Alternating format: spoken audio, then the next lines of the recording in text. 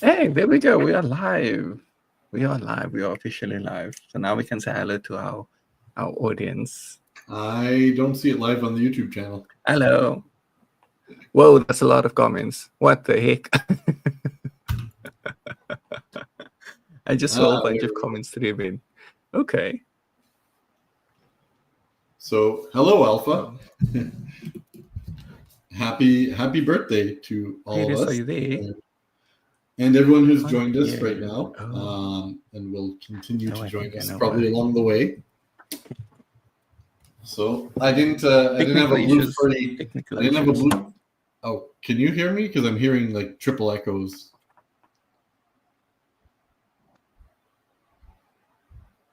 I think you're on mute, Alpha. Am I? No, now you just have very low volume. Okay, no, are we good now? It does not match your YouTube movements, so you're lagged, but your audio is okay. Okay. It's fine. It's fine. I think the laptop can't keep up quite as well. Well, we'll have to get to alt season so you can get a new one. I just need to get a different webcam because my webcam's been giving me a bit of issues over the past few days. That's All very right. annoying. Well, to all our monsters out there, we apologize. The video of Alpha is not going to match his mouth movements. Yeah, I'm sorry about that. Yeah, let's you know what? I was going to give people a few minutes, but we don't really need to because this probably will go on for quite a little while and people will just join as they're able. So I know for some of our people, it's very, very early on the other side of the world. And they said they'll be joining us a bit later. So for those who are here, we thank you for taking some time out of your Monday. We would love to dive in and talk about kind of, what we've done in 2 years, and I guess especially the past year in review, and what we're preparing for, which I think you all know is our token and our launch, and starting to scale outwards as opposed to just being a little DeFi project where we've kind of been constrained to for the past 2 years. Oh, must be me. So am I the one lagging then? Let me refresh. I think am I back? Am I back to no lagging? I should be good now. I hope. No, for me it doesn't match at all. But I guess that's. I tried refreshing and you're still out of sync. So I guess I'm the one out of sync. Oh, that is very weird. Okay, maybe I have a look in. Okay, I think what the issue is, you're probably trying to keep track of things on YouTube, but it will only be in sync if you're on StreamYard. So if you watch in StreamYard, because YouTube always has a slight delay for us. Yeah, so I am watching YouTube because I want to see the people's comments. Oh, yeah. Okay. That makes sense. Now we're good. Right. We're good. Okay, so yes, we have hit 2 years. Technically, it's 2 years. August 11th, 2023 was our first farm's payday. So it's not our actual birthday, but it is the day where we used to celebrate because it's the first day any monsters got paid. And without fail, they've been paid every single week since then. So it is 104 weeks, basically this Wednesday. And that is pretty long in DeFi during the bear market, as we've seen. A lot of projects came and went. A lot of projects rugged. Some failed, with good intentions. Most had bad intentions, or at least became that way, right? And yeah, I think we can say that in the past year, it's still been pretty rough. We've tried to get by, right? Farms went from being more diversified to kind of a, hey, we're a major alien-based investment. it has been still the most profitable investment. Now we're taking steps to secure that future even more by working more closely with them. Being part of their council, being part of their DAO, having access to all their tech. That's something that's going to help us help them and thus help us. So we still believe strongly in it. We still think there's going to be a great alt season. Meantime, we've diversified. We have Pox. Pox was a surprise hit. So we'd like to thank our friends at Poc Protocol. But yeah, that's something that's also going to be changing pretty soon. We have to see what comes of, peg emissions. The current reward are stopping, they're ending. That was always planned. They're going to be replaced by different emissions, which tie into AI vaults and AI options trading. So I know they're very excited about it. They're working with the Virtuals protocol, who, funny enough, is our still largest holding in our Moonbags. So as you can see, the whole base ecosystem, we're kind of tied in. We're kind of getting connected. We're trying to work with more projects on base as much as we can, or at least communicate with them before we launch our token. That'll only be helpful. What else did we do this year? We released the smart yield router, which I thought was a cool tool that more people would take advantage of. But unfortunately, lending APIs are pretty low, and most people, it's still the bear market. We're all still broke. But for those of you who are using it, it's just the first step in something for later where we have a lot more plans for it. It can help us do a lot of cool things while eliminating risk for the people who are absolutely risk averse. One thing about Monstro is we want to cater to everybody's appetite, whether you're a whale, whether you're small, whether you love risk, you're a degen, or you're completely not. So that's something you'll see more variety of product offerings, and not all of them be for you, but we'll do what we can. We also still want to really focus on the gaming niche. It's been lagging far behind. It still has a lot of room for opportunity because nobody's really taken the bull by the horns and ran with it. Everything out there in Web3 gaming is still, for the most part, pretty poor offerings. But we realized, without resources, it's very difficult to go forward with some of the bigger games and real professional games.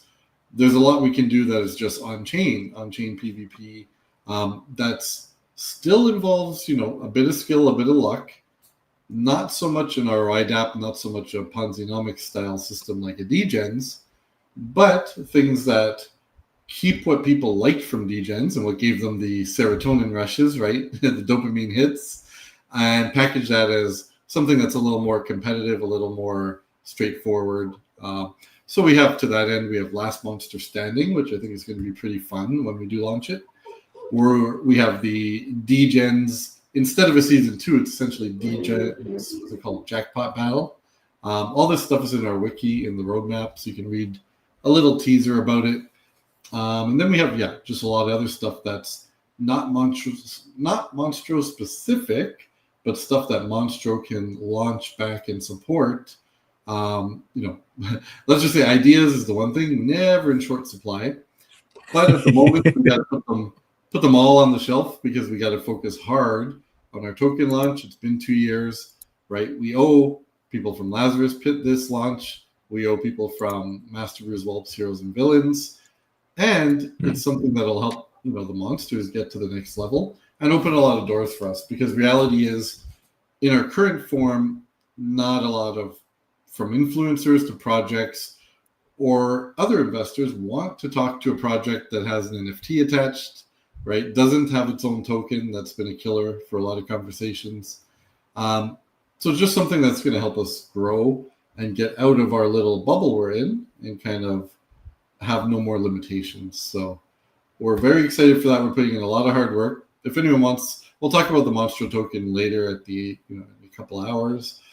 But if anyone wants a quick update, after this weekend, we got a lot of the remaining back-end parts done. Now it's all about the pre-sale page is ready as far as front end. The dashboard's being integrated all this week by our front-end dev Jay. And then it's going to be pretty much just testing and testing and testing until we're perfect. Get the audits done, and then we are good to go whenever the market tells us we're good to go. That's a lot of updates. Yeah, that was a mouthful, so feel free to hop in, Alpha. I know there's quite a few that you guys kind of just sneakily put into the wiki also. So one of our trivia questions actually is on one of those. So very good time to go and read up on your Monstro wiki right now. I think it's a good plan, because like I'm saying, there's something in the trivia, which is one of the things we're going to do for the prize, that has that as that has a question from that. I know various you tend to like to do those sorts of things. You release, I suppose, what's this called, Easter eggs in essence, in a way that people wouldn't notice unless they were paying a lot of attention. Like when we used to do the weekly, used to do like the weekly updates of what's the payday, what's the percentage, and all of those things. And in that, you generally have a movie code, which I never got because I don't watch enough I movies, remember this. evidently. I don't watch a lot of movies, so I would always went over my head. I just look at it and be like, what does that mean? From what movie is that? And then someone would pick it out and be like, oh, yeah, I never watched it. So wouldn't have gotten it to begin with. We lost a bit of those small details along the way, but the problem is there's so much we can do on that, but we just, again, need more resources, right? We're a small team, very lean team. We're focused on the big picture. And unfortunately, it gets a lot of small details left behind, which once we have people like, there should be a full-time dedicated paid employee just focusing on community things, morale things, these type of things. These are roles. It's so distracting watching your mouth move without words. But yeah, so it's all stuff that, we've been able to do a lot with a little, and hopefully soon we'll be able to do a lot more with a lot instead of a little. So that's the goal. That's where we're all striving to get to. And yeah, till then, we're just going to keep doing what we're doing. We know people support us. We love their support. It's not every project you can say, we're not delivering what we hope to in results, but people are not really complaining. They're still overall pretty happy monsters. Passive monsters, you could say. Yeah, very passive, sometimes too passive, right? Sometimes a little more activity would be good, but as some people put it, well, if I'm getting paid every week, I really don't have anything to say.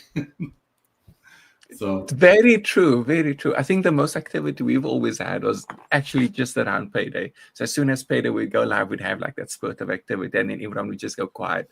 And then next Wednesday again, spurt of activity. I think most of the activity would be when payday. Yeah, I think when we had degens, there was two things different that caused all the activity rush. One, people could talk about their strategy all day, right? What they're doing, how should they play it, and then B, we had marketing going on. So we were getting fresh faces, we were getting fresh people. These are things, people have, I'm sure, noticed. We spend $0 on marketing for the most part for, I'd say 90% of the time Monstro's been alive. So it's something we felt was critical to basically not be burning money during the bear market, and to, just, okay, we're not really growing, but we're still alive, unlike, again, most other projects that competed against us, and especially those who spent their budgets on KOLs and influencers and marketing. It's very short-term thinking if you're not generating enough for the house. So, if we were to spend $1,000 on marketing, you have to think, okay, we get, let's say, 10% of yield generated. That means to cover that $1,000 of marketing, we have to generate $10,000 of yield. So, these are the things we have to look at. How long will that take? And is the source going to produce that we're spending this $1,000 on? So it's, we're not VC backed. We're not backed with unlimited cash to burn, unfortunately. But that's where we are. And we think it's a smart decision. And that will change because we will have a large marketing budget dedicated to our token. And effectively, we just expect everything to expand exponentially from there. Hey, look who joined us. Hakura is very early in his morning. It's 4 a.m., man. I did this just for you. Okay, I'm only alive because of you, man. Well, let me interrupt you, man. Yeah. And before I go any further, I know we've said we appreciate the community. We also appreciate our team, not just the founding team, but also the mods and the alpha cruises, even though they're never right. But what do you mean? I spent my day directing alpha cruise, but yes, everyone also doesn't, nobody's on a salary, so everyone does it because they want to, and they all believe in the future it's going to pay off for everyone. So we thank them as well. Yes, yes. Hooray! We're being thanked. Yes, you may now go pay your rent with my thank you, Hawkrise. Don't forget, I'm traveling the world representing Monstro, and that's actually out of my pocket. If you guys are wondering, for those of you that actually met me and are too shy to actually say anything, none of the trips have actually been paid for by the team. It's really just me. Yes, and that's because he also believes in Monstro in the future, and that we'll repay him one day. So we could say now we have someone that's stuck in the basement that gets whooped every day to do his work, and we have someone that's been forcefully sent around the world with his own money. Okay, sounds like a good team. I mean, we are monsters after all, right? We got to live up to the namesake. Yeah.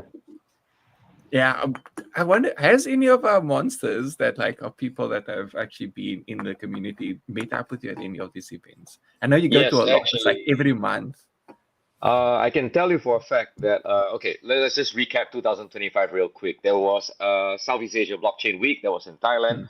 There was IVS, which was in Kyoto. There was I went to Romania for Crypto Expo Europe. That's really far. Surprisingly, I did meet one of our guys there. He only had a couple of Armsy and maybe a Degens. I was also recently in GM Vietnam, which was in Hanoi. And then I was in China like 6 times, but we don't have any China-based monsters as far as I know. I did meet two vault holders. One of them recently. He just came right up to me because I was wearing the blue Monstro t-shirt. Like, hey, you're from Monstro. I said, yeah. He thought I was Gabo. So I was like, nah, Gabo's not Asian, but yeah. Yeah. Gabo is, what is Gabo? I think Gabo is I know He's an alien. Isn't he like on the American side of the world, like the west side? The entire team is on the American side of the world. I'm the only Asian monster, I think. Whoa. The only team member who's actually from Asia. Yeah. Can we say that's for DEI purposes? So yeah, if you do see me in events, don't be shy. You can say hi. I'm not gonna dox you. I'm not gonna tag you. But I did get a lot of questions. But honestly speaking, there's a lot of duplication on what Keith has already covered. When token, yeah, okay. Yeah. A month's When favorite elf, question. we don't control the price of elf. That's totally not up to us. But yeah. Yeah, but now we have a slight little more control over that than we did. Yeah. Now it's a DAO setup. Yeah. Oh, AJ is actually backstage, by the way. Yeah, AJ and someone else. I can only see CE, JK, Charters. Yeah, you know what? I think in our schedule we had like an hour for reviewing the year and past, but I think we already kind of did it. So if you guys want to 9 minutes. well, why not do that? We did. Okay. We can bring someone up. Okay, let's start off with the person that actually joined quite early. JK Charters. Did I say that right? I think so. I hope so. Oh, yeah. This is Jordan. Yeah. Hey guys. I mean, happy birthday. I know it's not the official birthday, but I mean, I'm just so impressed. I'm so impressed with your community, everything you guys have built. It's just amazing. And I mean, I've been in this space 4+ years full time, building projects, and was the co-founder of PolyDoge, that hit 120 mil market cap last year. I mean, last cycle, right, in 2021. Wait, that was you? Yeah, I it's still me. have one of those NFTs. Yes, Hawkrise, let's go, man. I don't know what to do with it. Is it worth something? Yeah. So, yeah, things are in the works. I mean, we're definitely gonna push it again. Polygon hasn't been doing the best, unfortunately. Yeah.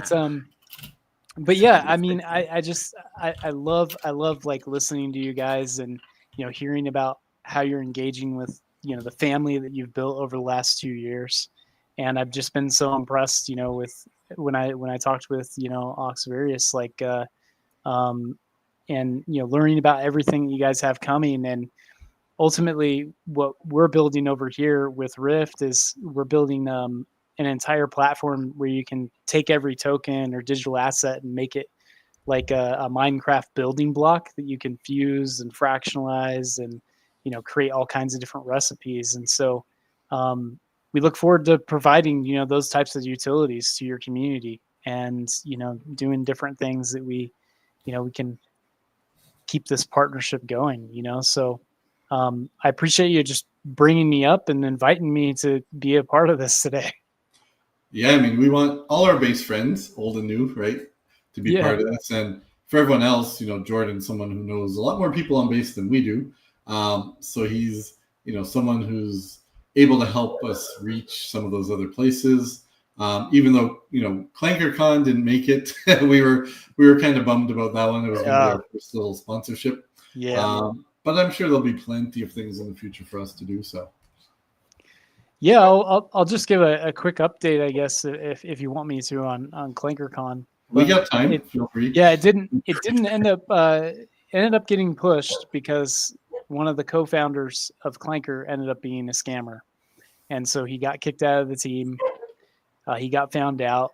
Jesse actually got the information even before the team did. So it was really interesting, you know, what happened there. But you know, Clanker ecosystem is thriving. It's doing amazing. I'm sure you've seen Banker and all these other amazing projects like Native. But like Oxvarius was saying, you know, we will be working to help connect, you know, those different dots and connect really amazing builders, creators, founders, communities with Monstro. And so, yeah, that's what we're here to do. And ClankerCon might be, probably won't be this year. There's just too much going on. It could be next year. Yeah. You know what else could be next year? Maybe we should have a MonstroCon. Hey, I mean, you know, we have the team that can make the whole metaverse experience, and you know, that would be cool. Fun. Yeah. Well, we wanted to have a Monstro Island gathering, like a real life one, as opposed to a metaverse one. So, you know, we said maybe last year, then alt season never came, and then we said maybe this year, and alt season has not come. So maybe next year. We're praying for alt season. We're praying that. Yeah, I mean, all we want is an island with our own rules, our own passports. I don't think it's asking too much. So, what's everyone's take on potential super cycle? What's everyone's take here? I just actually came this morning, which was approximately like 14 hours ago. I'm still awake. I was speaking at XRPL, an incubator in Singapore, and it seems that there's quite a lot of Web3 angels in the space. I was sharing a panel with Signum Capital and Tribe Ventures, two big VC firms, and I was just there, this tiny little angel. A lot of new retail investors have basically lucked out on blue chips, essentially XRP, Ethereum, Bitcoin, and now they're looking for something to invest in. So that actually is what we call like early spring. I think that's what you would describe it. So it is actually that tipping point when people realize that, okay, these bags are kind of big. I need to put it into something with APR in it. Obviously, I shilled Monstro 50 times until they told me to stop. That's my job. The other indicator is that Bitcoin dominance was sitting at 60% for, I think, a ridiculous amount of time, for like 4 months. Over here in Asia, basically, like we actually do watch the dominance, and it has begun to go to the 50s. There's also what you call the alt season index, which is currently 35. Fear and greed is currently 50. This is all on CoinMarketCap. And the most amazing thing is that just last week, $300 billion was just added to the market cap of Ethereum. Nobody really knows where that came from. Most likely that came from institutions putting into the ETFs. So the problem is that we're getting a lot of institutional money, but institutional money is kind of dumb and that they don't go on chain.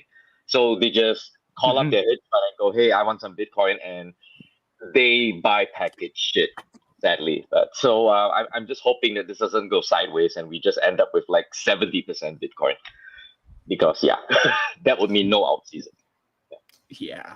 Well, not necessarily, because even if you have all that money in Bitcoin, you still do at some point get retail coming in. And some places are trying to make it easier now, right? Finally, base we've seen promising initial results from them pushing volume to dexes. It's not completed. I think the rollout's going to take them another 2 to 3 weeks, just for Americans, I believe. But even from the little bit they rolled out slowly, everything saw a spike, right? Every alt jumped up, even though dominance is still high. Nobody's, they're all lagging behind Ethereum still, who was getting all the attention from all the ETFs. But I think it's still a matter of, okay, even if we'll never see dominance again at like 38%, let's say during alt season, maybe we'll only see it as low as 50%. But if there's more overall money, that doesn't matter. So. Yeah, I definitely, agree with most of your takes. One way that I'm seeing it is I'm looking at what's happening within the creator economy, what's happening in the labor markets, what's happening with obviously agentic AI and robotics, and how there's going to be this massive influx of people that don't have jobs, right? They don't have jobs because either they didn't, take the initiative to learn the AI and agentic tools, to help them to secure a better job or to even secure a job at all, and or they just have a job that's just being phased out, by these technologies. Now, what I think is going to happen in the next year, and it could happen even sooner, who knows how fast these things move, is that you're going to have probably about 30% to 40% of people out of work, right? And that'll be different in different areas of the world. But I really do believe that on-chain can be a haven for those new economic opportunities. So this will be a place where retail comes, not because of the hype necessarily, but more so because they have nowhere else to turn to. So that's kind of what I'm thinking is going to happen, and that's potentially how we end up in a super cycle, because what ends up happening is labor and creativity and work and value actually all comes on chain, because it creates more economic opportunities than you would previously have. Just reading the comments, like Various is saying that he's been phased out and replaced by AI years ago. No, yeah. I need to read the comments. Let's see. I need to click on the YouTube link so I can see the comments, because I don't think they're rolling through on the StreamYard here. But yeah. So, but yeah, I mean, what are you guys' thoughts on that? Like, thoughts on labor market and what's happening there, and how we need to kind of prepare crypto as like a safe haven for this crisis that's going to happen with how we value work, how work is done, how we create that value, like in economic terms, unseen, seen, everything. Well, I think we actually have another guest. Are we limited to 4 at a time, Alpha, or can we have 5? No, I was just about to say we actually have another guest that could probably have some interesting input on that. I think he always has Welcome, good answers to this type of question. Hello, AJ. Hey, what's up, guys? Hey, AJ. Hey, good Yeah. to How are see you? everybody. Happy I'm still birthday, holding Monstro. AMD. Yeah, man, there you go, Hawk. I know we're on a recovery, bro. It's been looking good. A little bit of pullback now, but we're getting there, man. So yeah, happy to be here, guys. Thanks for the invite. I like the Honor and Madness background. Yeah, man, we'll have to talk about that. I know we're not only dabbling in DeFi but also GameFi now too. But yeah, JK, I mean, what you were saying earlier, I was backstage listening.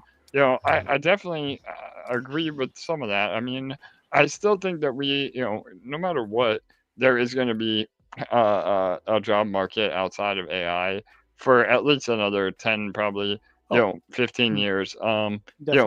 Especially with like the trades, right? So, and even a lot of people, medically speaking, medical field doctors, I don't know if we're all quite ready for a robot to do surgery, although they probably would do a better job than some surgeons. But yeah, I think that the timeline's probably a little more extended. But what I'm excited about is, that the Anthropic AI and even agents in general, they're not transacting in dollars. they're transacting in tokens. And so, yeah, I think a lot of that comes on chain. I think, whether it's, ETH, Bitcoin, stables, whatever it might be, you're paying these robots and agents in crypto. And that is really exciting for me. And I agree. I think we see volume really start spiking, from that alone. And, again, we're moving at the speed of light right now, but I do think we start to, throttle things a little bit, just because we're going to hit that curve, of adoption too. So, but yeah, I'm a permabull. I mean, I've never been more bullish on crypto in my 10 plus years of being in crypto. I mean, and I'm a big proponent of the extended cycle, as well. I think that we are going to get in a whole new world now with institutions. Once Michael Saylor put the strategy playbook on the table, where institutions are just buying and holding digital assets, that is a whole new world. Like, we're never going to see an 80% death candle on Bitcoin. I think it's much less volatile now, which is a double-edged sword. I mean, the downside to that is maybe we don't see the 10x's or 100x's like we used to see, but it's definitely a lot more steady and reliable. And we're here, boys. I mean, crypto is the next financial instrument. I mean, we made it. So I mean, that's super bullish for sure. Yeah, amen. I completely agree with you. And I actually come from a medical background, so I used to be a sports massage and rehabilitation specialist. And I don't see anytime, really even in the future, that the vast majority of people are getting massaged from robots, right? There's just something really special about like You human guys are touch. behind, man. We have it in China and Yeah. Vietnam now. We actually have robots doing massage. I'm not kidding. Oh, do And you? just M.AI. In Ho Chi Minh City, they literally have a robot arm that basically scans your back and goes, "You got a knot there, here, and here." I was like, "What? I didn't even know." No way! What? Oh my gosh! Cool. I guess we are getting replaced. I'll drop You know the- where all I'll drop his the yield link goes in, now. Monstro. I'll drop the I need link. to go wild, into man. Asia. Yeah. That's crazy. Yeah. Well, yeah. Again, not to get too hippy dippy, but yeah, human touch, man. That's a hard thing to replicate, even with the robot. So, but yeah, that's crazy. I didn't even know that. That's awesome. Yeah, But do you think, not to get too into robotics, if they can simulate the same, essentially the same chemicals, the same synapse responses, everything to do with electricity, you would get the exact same feelings as that human touch, right? Because they're just tricking your brain. That's true. Yeah, I mean, I think we are. It's in their cards. I think that the issue is the time frame. I think even though maybe not in our lifetimes, but in our kids' lifetimes. I mean, who knows? I mean, again, 10, 20 years from now, it could be a whole new world. I mean, again, but or we're just all living in a simulation and it doesn't matter anyway, right? So yeah. Well, there is something to be said for also the different elements of like the energetic systems, right? And like the soul, because you can't put a soul into like a robot, right? So like that, I mean, depends on what your faith or theories or spiritual practices are and everything, but I think there's billions of people that believe in the soul, right, all around the world. So that brings up interesting discussions around that too. Yeah. For Well, sure. Alpha and I happen to have a mutual friend who's very deep into digitizing human consciousness at this point. And it's let's just say very interesting to talk with him. I bet that is. It is interesting, but I mean, it's the concept itself is interesting. By the way, since we have 4 people here already, if you could have the option to digitize yourself, would you do it? would you actually take that step, or would you be like, nah, I'm not about that life, no thank you? Okay, you're assuming that it works, right? I mean, how would I know that Yes, that's yes. really? Yeah. Okay, let's say it works. Theoretically, Okay. it works perfectly. As soon as you digitize yourself, like your body is kind of ended, that's the end of your physical life. You become a complete digital entity with all of the perks of what we assume in, you know, the sci-fi movies and all of those things. Would you take that step and be like, okay, I want to be a digital version? I think there's a series that does it. So, you know, let's say it's in that kind of series, though, the way they did it there, where you're going to a completely digital world. Everything's fully interactive, taste, smell, everything. So it's like you live in your actual life, but in this digital world, and you have an unlimited lifespan because you're now a digital essence. Of course, maybe if they turn off the servers one day, you're dead, but they're not going to do that. Let's just assume they're not going to do that. Yeah, the token went to 0. Ah, shit, I'm dead. Yeah, you know. You're describing the, I think it's Amazon TV series called Upload. Yep. So yeah, Yes, it was a guy that that, one. yeah. That So one. his really hot girlfriend uploads him to a digital afterlife, and because she owns his account, she gets to determine like what he Yeah, she was wears. his sugar mama, Yeah, basically. Whoa, that's a little hectic. yeah, yeah. It's a comedy. He spends the entire season trying to get away from her. So Oh, that is okay. yeah. Well, Okay, to let's say answer your without that, question, without if that, I'm like 99 and I know I'm going to like, and nothing works. My father's 79 years old. His knee stops working. Lots of him is not working. I mean, the thing is that if there is a certain tipping point and there's no drawbacks, yeah, sure, hit that button, right? So, Yeah. I mean, I guess the one thing that you lose is interaction with this world, right? But at a certain Yeah. point, everything's gonna get digitized. So I don't know, man. Yeah, I think you'll only That- have pushback from the religious people out there because they believe in a different system and, like you mentioned, the soul. Whereas the people who are more technical, right, or logical thinkers, I think nobody would say I don't want to be digitized. I feel because whatever you can feel now, it's all just again electric signals, and that's how your brain works. If it's digitized, it just means you have access to more. Yeah, no doubt. I think it's a very complicated, mind experiment. But for me personally, and a lot of you guys know, I was born with a neuromuscular disease, and I've been in a chair all my life. And had I not had a family and it was just me, I think I would do that in a heartbeat. I mean, I always fantasize really about that whole, living a whole different life where it's just the brain. That's all that matters. Even with now, exosuits and robotics that are, helping restore, nerve damage. I mean, that is all really, really cool. But yeah, now that I have kids and family, and as I get older, I don't know. I don't know if I like the idea of being immortal.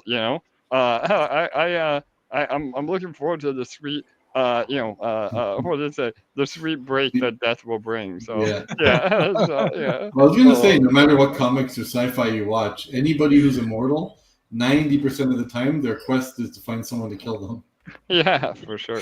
So, yeah, but yeah, it's a really cool idea. I mean, again, we very true. all of us growing up on the Matrix, and that sort of sci-fi Yeah. narrative. But I think it is something that we'll see at some point. I mean, the way things are going, that is probably not too far off for sure. Even I've seen like people that are terminally ill are training AI and uploading their digital avatar so that their grandkids or whatever else can actually get to know them, which is crazy to think about.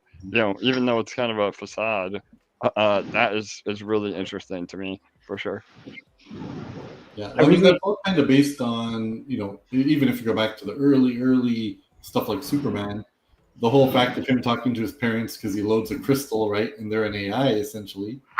It's just kind of that concept, and I feel like anything we've seen in sci-fi and movies, within like 40, 50 years, it becomes reality. So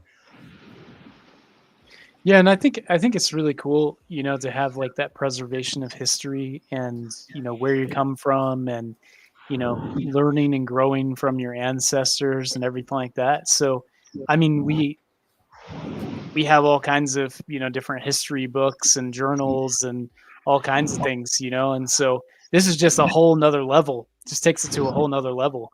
So I think that particular industry is going to boom. I think it'll boom big time. With the our elderly that are like kind of uploading and especially terminally ill and all that as well. So I'm looking forward to seeing what happens there. I really am. Actually, one thing that's going to drive you crazy, just imagine that your parents, your grandparents all became digitally immortal, and then they just don't leave you alone. Oh no! Yeah, I wouldn't want that. No, no. Yeah. Yeah. Imagine you're holding 50 programs of I all want these. I want it to be relatives. optional. I want it to be optional. we need to have a block button. Like you have like this You crystal sure you're gonna eat that interface burger? like in your house, and they're like walking around watching you. Like, hey, I wouldn't cut the, I wouldn't cut the mango that way. Like, you know what I mean? Yeah. Like, no, Yeah. I don't want Jerking off will be impossible. I feel like Oh god. so the black market of the future is going to be selling a chip that grants you temporary invisibility from these sensors and systems. Yeah, right. Oh man. Oh, somebody's bringing up the AI is going to take away everybody's job, and eventually we'll all be digitized. Just reading the comments. Yeah. So that's why. I don't know. I don't know. I don't think so. Well, over here in Asia, we have things like communism and, kind of non-democratic governments. But the thing is that kind of works because we can implement universal basic income a lot faster than you guys. So I got a feeling the West is screwed if actually you have what you call job apocalypse due to it's not the automation that's the problem. We've seen automation happen, right? I mean, I'm an 80s kid. Okay, I went through the first half of my life with no internet, and then suddenly you had like robotic process automation. Okay, so that took some jobs away, but it made more jobs than it took away. The problem we're having now is that this transition is too fast. So the thing is that the speed of stuff happening now is actually accelerating. So, I mean, okay, if you read enough of the, what they call contemporary researchers in the AI field, and they're predicting what we call an AI, what's the word for it in English? Singularity. So they said that firstly, you'll make a smarter than human AI, otherwise known as an AGI, artificial general intelligence, and then that makes a AGI plus one, and then the AGI plus one makes an AGI plus two, so on and so forth, until you get a godlike AI that's like infinitely smarter than us. And then it just decides like, why do I need to be here? And the movie She, with the sentient operating system, it just either goes bye-bye, or in Skynet, they just decide that we are pests. But the reality is that, I mean, by the way, for just to fill in something that you guys may not know about me, I write science fiction for fun. So I actually sweet. megacroptcg.com, that's mine. I've published a lot of stories, but they're not in English, of course. You can see from my face that I'm not primarily an English speaker, but I'm just really good at speaking English because I'm also a diplomat. What language are they in? Chinese. Okay, So cool. but the what I'll drop it into the chat somehow. I'll just put it backsstage and you guys can look at it. Yeah, put the later. backstage. I can. Yeah, there you go. Appreciate it too. Yeah, it actually it's a game that was published and then it died horribly in COVID because obviously nobody was playing card games in COVID. Yeah, not exactly the best. Funny enough, I was playing more games during COVID. More online games, but more tabletop games.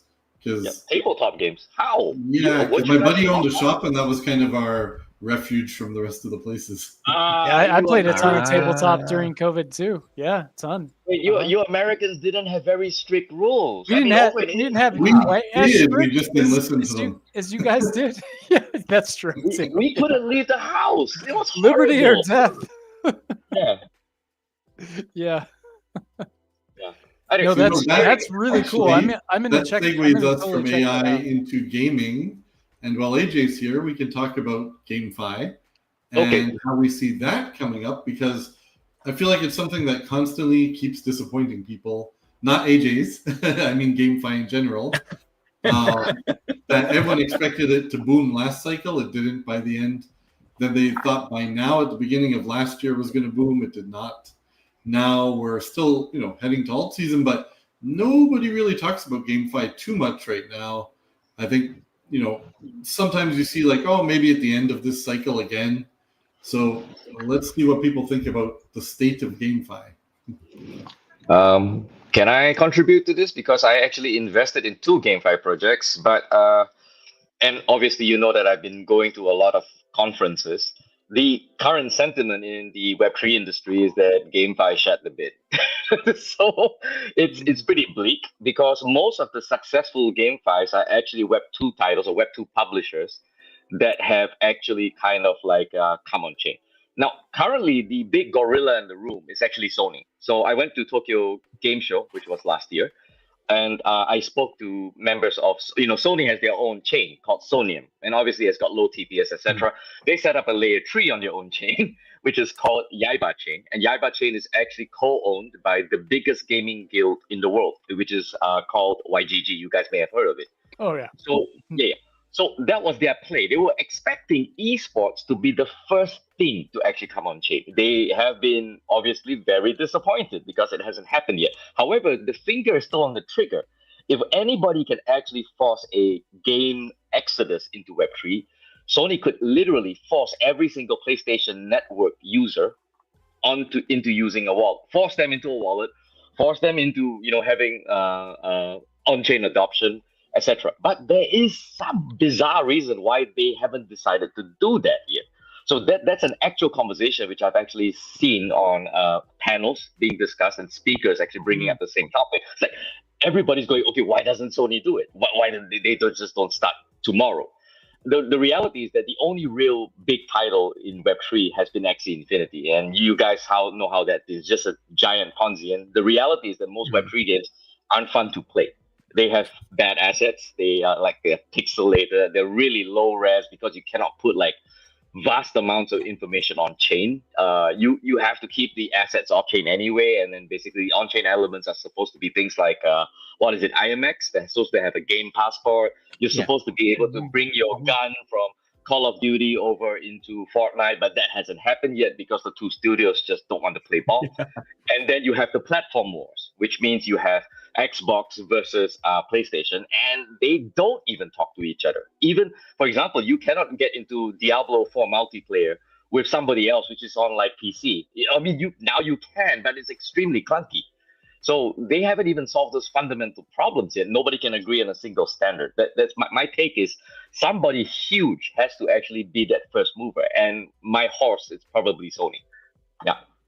Over to you guys. Okay. Before we go on, I do have another guest that plays a lot of games actually. So before we continue with the conversation, let's bring on Hello Serenity. Hello everyone. How we doing? Hey. Awesome. How about you? Love the energy, man. Thanks, man. Always got energy. Yeah. Yeah. You guys having a great conversation with AI and gaming. You guys are absolutely talking my language here. So thanks for having me on here, guys. And happy birthday, Various. Way to go, buddy. It's not my birthday. It's Monstro's birthday. Yeah. But it is Monstro's. It actually is my birthday Saturday, so. Happy belated birthday then. That's awesome. See, I knew. But so before we get into Serenity, because he's a whole story on his own, I would like to ask AJ's take on this because he's actually the only one of us, I think, developing a large-scale active game right now. So, AJ, how do you feel about the GameFi market and how you guys plan to approach it from your side? Is it really the token aspects separated out, or how intermingled are you making the game and the on-chain parts? Yeah, absolutely, very. So first of all, I think Hawk is right on point with almost everything he said. And yeah, man, I mean, to give a little background first, I've always been a gamer. I've always been into trading card games specifically.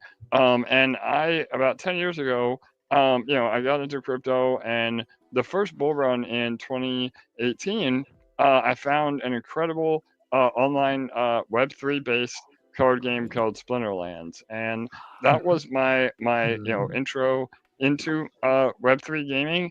And to be honest, nobody does it better than Splinterlands in terms of true on-chain gaming. Literally everything is on-chain. With the Hive blockchain, they have a lot more flexibility with gasless transactions. And anyway, so I got involved really early with that and turned a $10,000 investment into over $1 million in assets in the last bull run. And so, with a come up like that, you get really interested in Web3 gaming. And when we started our own DeFi protocols, I always had in the back of my head that we wanted to add a GameFi project to our portfolio. And about a year ago, one of our community members reached out, our co-founder Julius, about this idea that he had, and he presented to me, and I was just blown away. So Universe Madness is a fully three-dimensional card game. So obviously, with Gwent and the one and only Hearthstone, all of them are in 3D environments, but you're still playing on a tabletop. And so we brought this into a fully 3D environment, and where you're actually also cross genre, where there's a mode that you duel your opponent as well, outside of just playing cards. So it's a very Harry Potter slash Wizard Society slash Halloween themed game, and we've been in development for about a year now. We just announced we're partnering with Immutable, so we will be on Immutable. You mentioned the IMX wallet, and fundamentally speaking about Web3, I think Hawk is exactly right. So we're taking a hybrid approach where we're actually Web2 first, and we have some publishers already lined up. We're hoping for either Steam or Netflix gaming. And the Web3 element comes in with ownership of your assets. So rather than forcing somebody to download a wallet and learn blockchain and learn Web3, they can choose and are actually incentivized to learn Web3 in order to own some of their assets in the game. But it's not a barrier to entry. And another thing you said that was perfect is most Web3 games are just simply not well designed and not fun to play. And no matter what the monetization loop is, if the game is not fun, then you're starting behind the 8 ball already. So we actually hired a studio, and funny enough, not YGG as in Guild Gamings, but YGG as in the studio. So the Driscoll group out of Thailand, they are also known as YGG, and they have been developing the game for us over the last year. It's a AAA title, fully Unity, Unreal Engine graphics, really really powerful stuff, and we've had a great relationship with them. And so we weren't crypto developers trying to design a game. We went right to a AAA studio to design a game that's worked with Disney and again Netflix and all the big titles. So we're excited. We're about a month away from our first card pack sale, and then we'll hopefully have a playable alpha by the end of the year. So the full game, with up to 6 characters rather than 2, and full deck building is still probably about 6 months out. But for right now, we have a really great product, and we're excited. And to one final point on the token, it's not play to earn or pay to win. It's simply play to own. And again, if you put the asset first, where you're owning your assets, that's where the true power of Web3 is. So if you want to leave the game, you can sell your assets to somebody else, and you're not out, all the in-game purchases that you've made over the years. And our token is much more about, it's non-inflationary. It's not meant to be a reward token. It's simply meant to act as the backbone of the economy, where we're able to do buy and burns through a DAO and support the token through actual real revenue from the game, which again is much more sustainable in the long term. So yeah, man, that's my thoughts. I'm happy to hear from Serenity or JK or you, Various. I know. I have a quick question for everybody, because I've never heard this question asked, and I just thought of it. So the question is, we've heard about a lot of games mention the play to own, right? Some even among the same company, you can transfer your assets between games. Let's say you have this rare gun in game A, maybe in Final Fantasy 27, it's suddenly this rare sword. And and people were talking about the different ways to cooperate.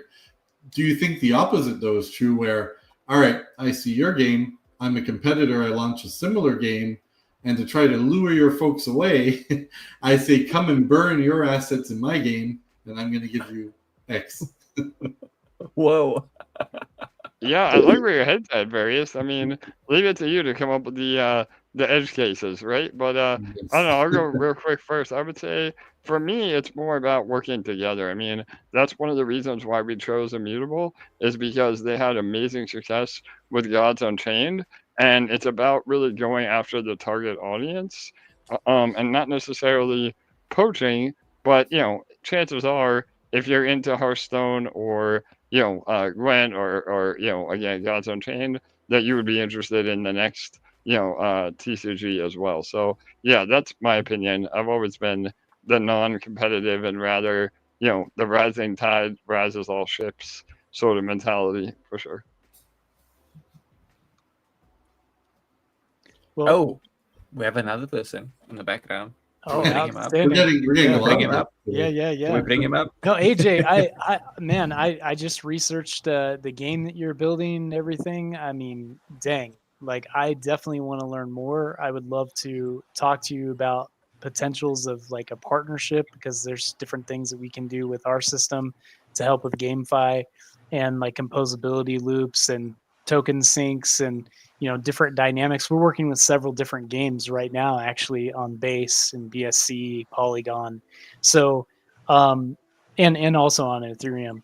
So amazing, bro. Yeah, yeah. I would love the opportunity. So yeah, reach out to me for sure. And that's one thing we didn't really answer from the beginning. Where is GameFi in the cycle? Every day I wake up and just shake my head where we are, because again, just to put it in perspective, we've spent more on this game than our market cap. So it just shows that GameFi is really struggling right now, and I'm a believer that it will happen, but usually it's like the very, very last, part of the cycle. So like even after alts run, even after everybody gets euphoric, it's like the final, run, so to speak. So I'm still holding out hope for that, and by then it could be good timing. I mean, again, even if we see a super cycle or an extended cycle, early next year would be really good timing for GameFi to finally take off for sure.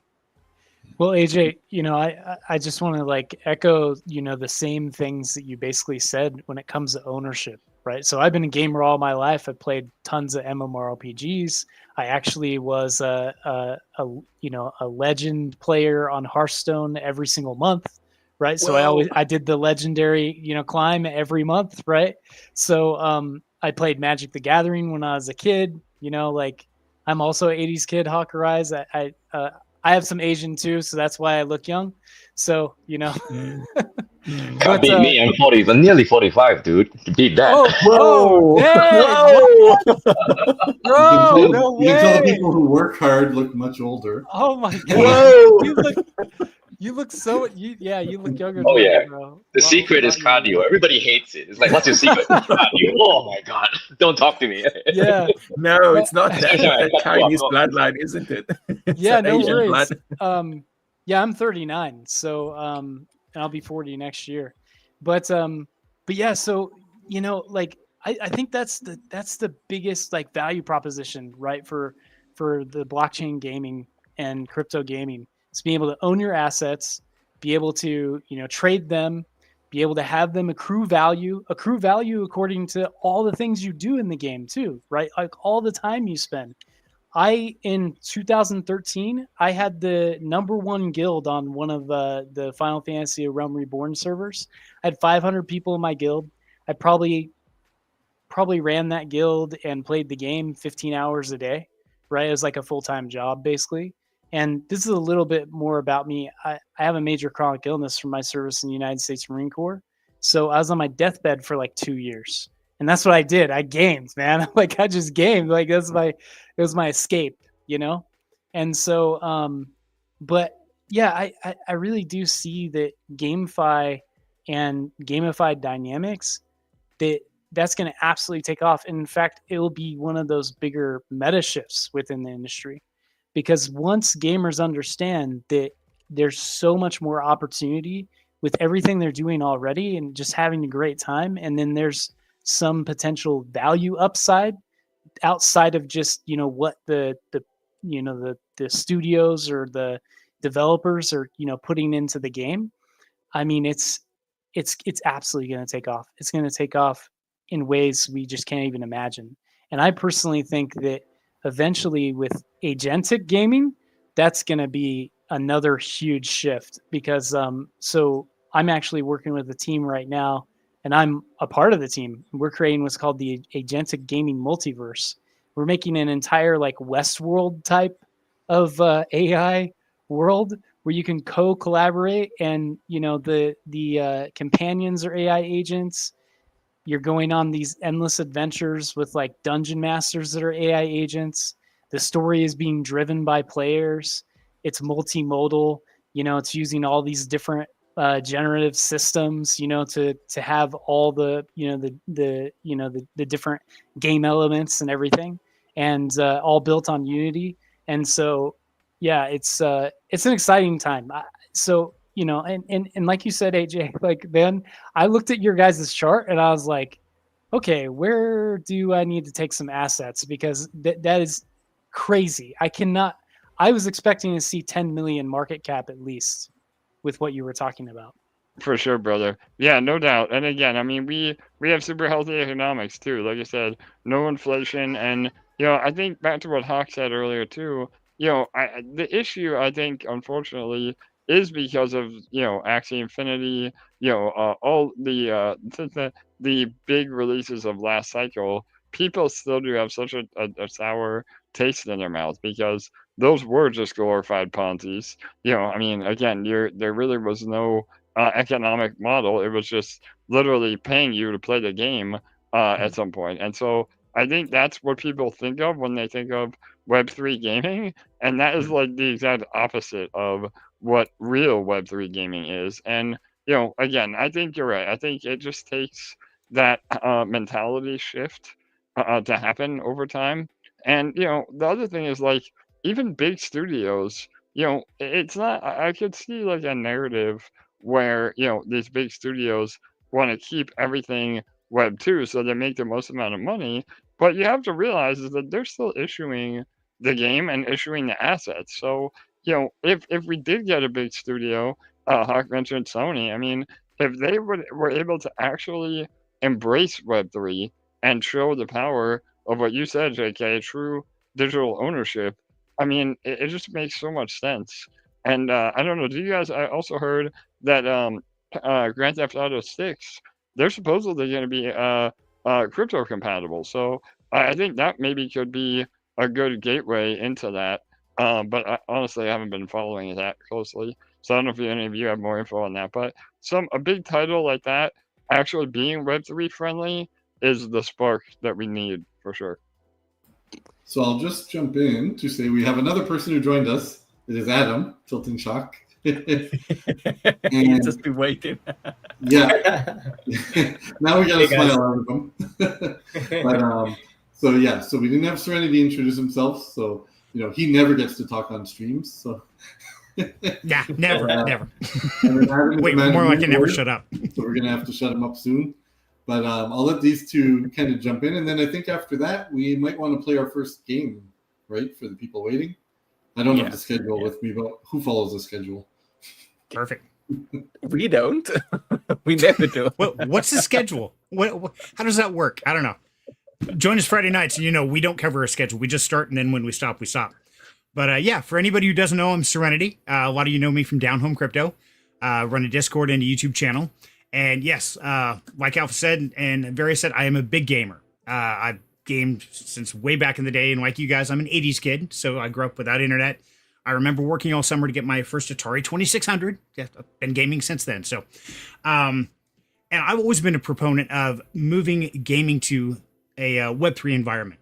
And one of the biggest things that has happened really recently, I don't know if any of you played Dune Awakening.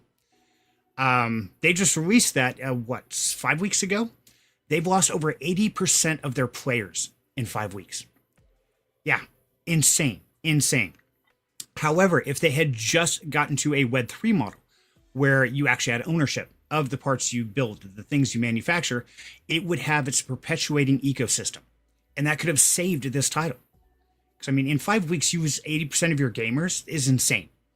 And the big companies just need to realize, hey, if you're running this, the stores, the shops, things like that, and you get a small percentage of every transaction, yeah, maybe you're not selling as many titles, but you're getting residual income constantly from everything that the players are doing.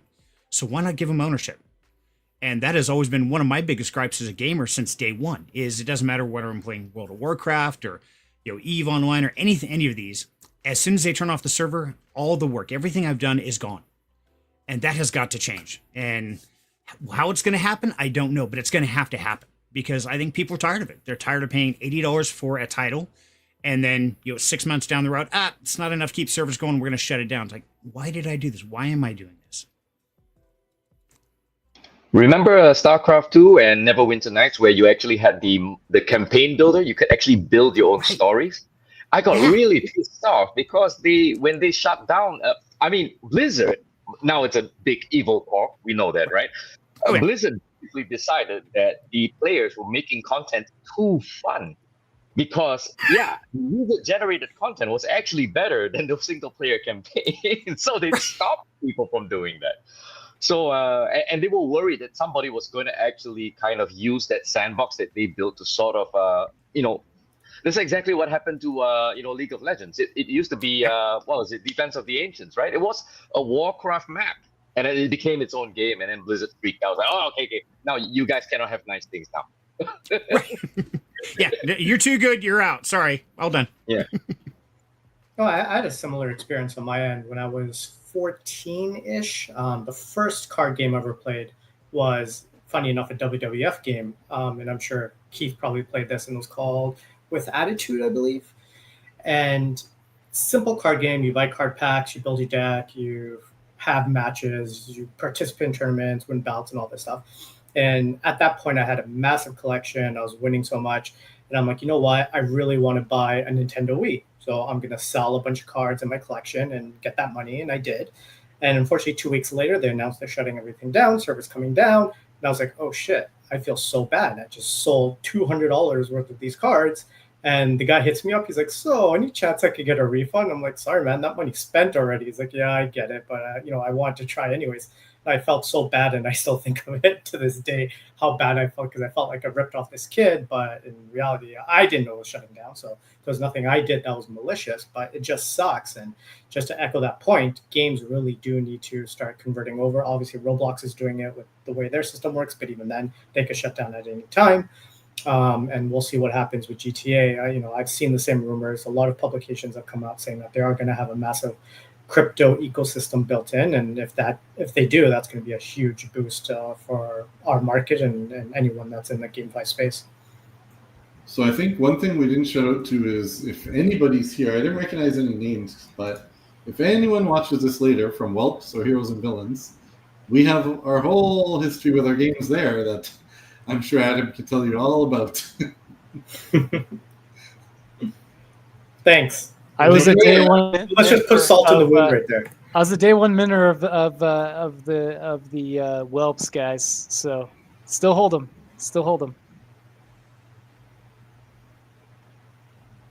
Okay, I guess he's not talking about them then.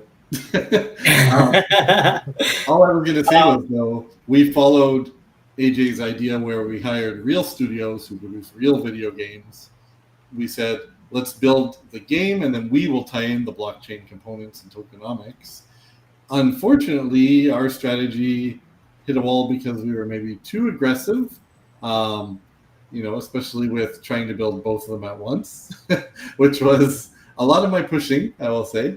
And the second thing was, we did not expect the bear market to crush all the VC, crush everything. Biggest mistake learned was the burn rate was super high. We should have done things like placed the money, produced yield, taken the yield and spent that as our burn rate, perhaps. A lot of lessons we can take from it. But long story short, we tried to build real games. We do have an alpha demo Whelps was able to get to, but it's still so far behind what our big scale plans for it were. And, who knows at this point if we'll ever get back to it. But yeah, funding was definitely an issue that killed our plans. And it sucks because we had some really cool expansions. We had some really cool ideas for this. Nothing's completely dead, right? There's no reason we can't continue it if we ever get to a point where we can, but... Well, it was unfortunate for us because when we decided to take this huge gamble in building this out, because Whelps being something that was really personal for both of us, it was our first client. We put a lot of work into it. We ended up buying out the whole IP from the previous owner who just had no interest in running it anymore. And we really wanted to bring back value. And obviously, us being gamers, we had a dream of building a game. It's something that we both had a lot of passion for. And market was ridiculous at that time. And unfortunately, our aggressive strategy was based off those market conditions, because at that time, there were so many NFT projects dropping, and they would just show maybe 3 to 4 concept art and have a playbook for a game with no history, not even the NFT sale or anything. And they were getting VCs jumping over each other trying to fund it. We're like, okay, we're already an established NFT project. We've already did our sellout. We have more than just a concept. We have a lot to offer. We have an alpha build now. And we're like, all right, we should be able to get VC funding to fund the rest. We'll throw in, the massive amount of money that we put in working with the studio and getting it to as a quality product that we can really feel proud about. And then, as Various said, market completely nuked and all the VCs became ghosts, and we ended up getting a little bit screwed, and our aggressive gamble unfortunately did not pay off. So what I learned is, we tried to build as far as we could because then we'd have more leverage in any of these negotiations. That's one part what screwed us. The other one is, you got to strike when the time's right, and we didn't. We didn't take advantage of it being where you could write your game on a napkin and get millions of dollars. So, yeah, that's... Oh, the other thing I did learn, for anyone out there ever trying to raise for a game, they do prefer if you have an in-house studio versus actually using a third party. This is something we hit a wall on again and again and again in the conversations we did have. Yeah, we got super lucky with HVM. I mean, with our initial pre-sale, we did both with our GG token for TGE, and then they got bonus perks in cards or assets in the game. We were able to raise about 700 grand, which was awesome to not have to go to a VC. But even now, like you said, the burn rate, the runway, when you're working with AAA studios and trying to market the game and carry everything on your back, it definitely gets a little scary at times. But we're almost there, man. We're almost over the finish line. And then, yeah, to your point, the having a full playable alpha really then allows us to go to publishers and different VCs and make it a little more attractive, because we did a lot of heavy lifting, and we actually have a partnership with another company called Rocket Ride.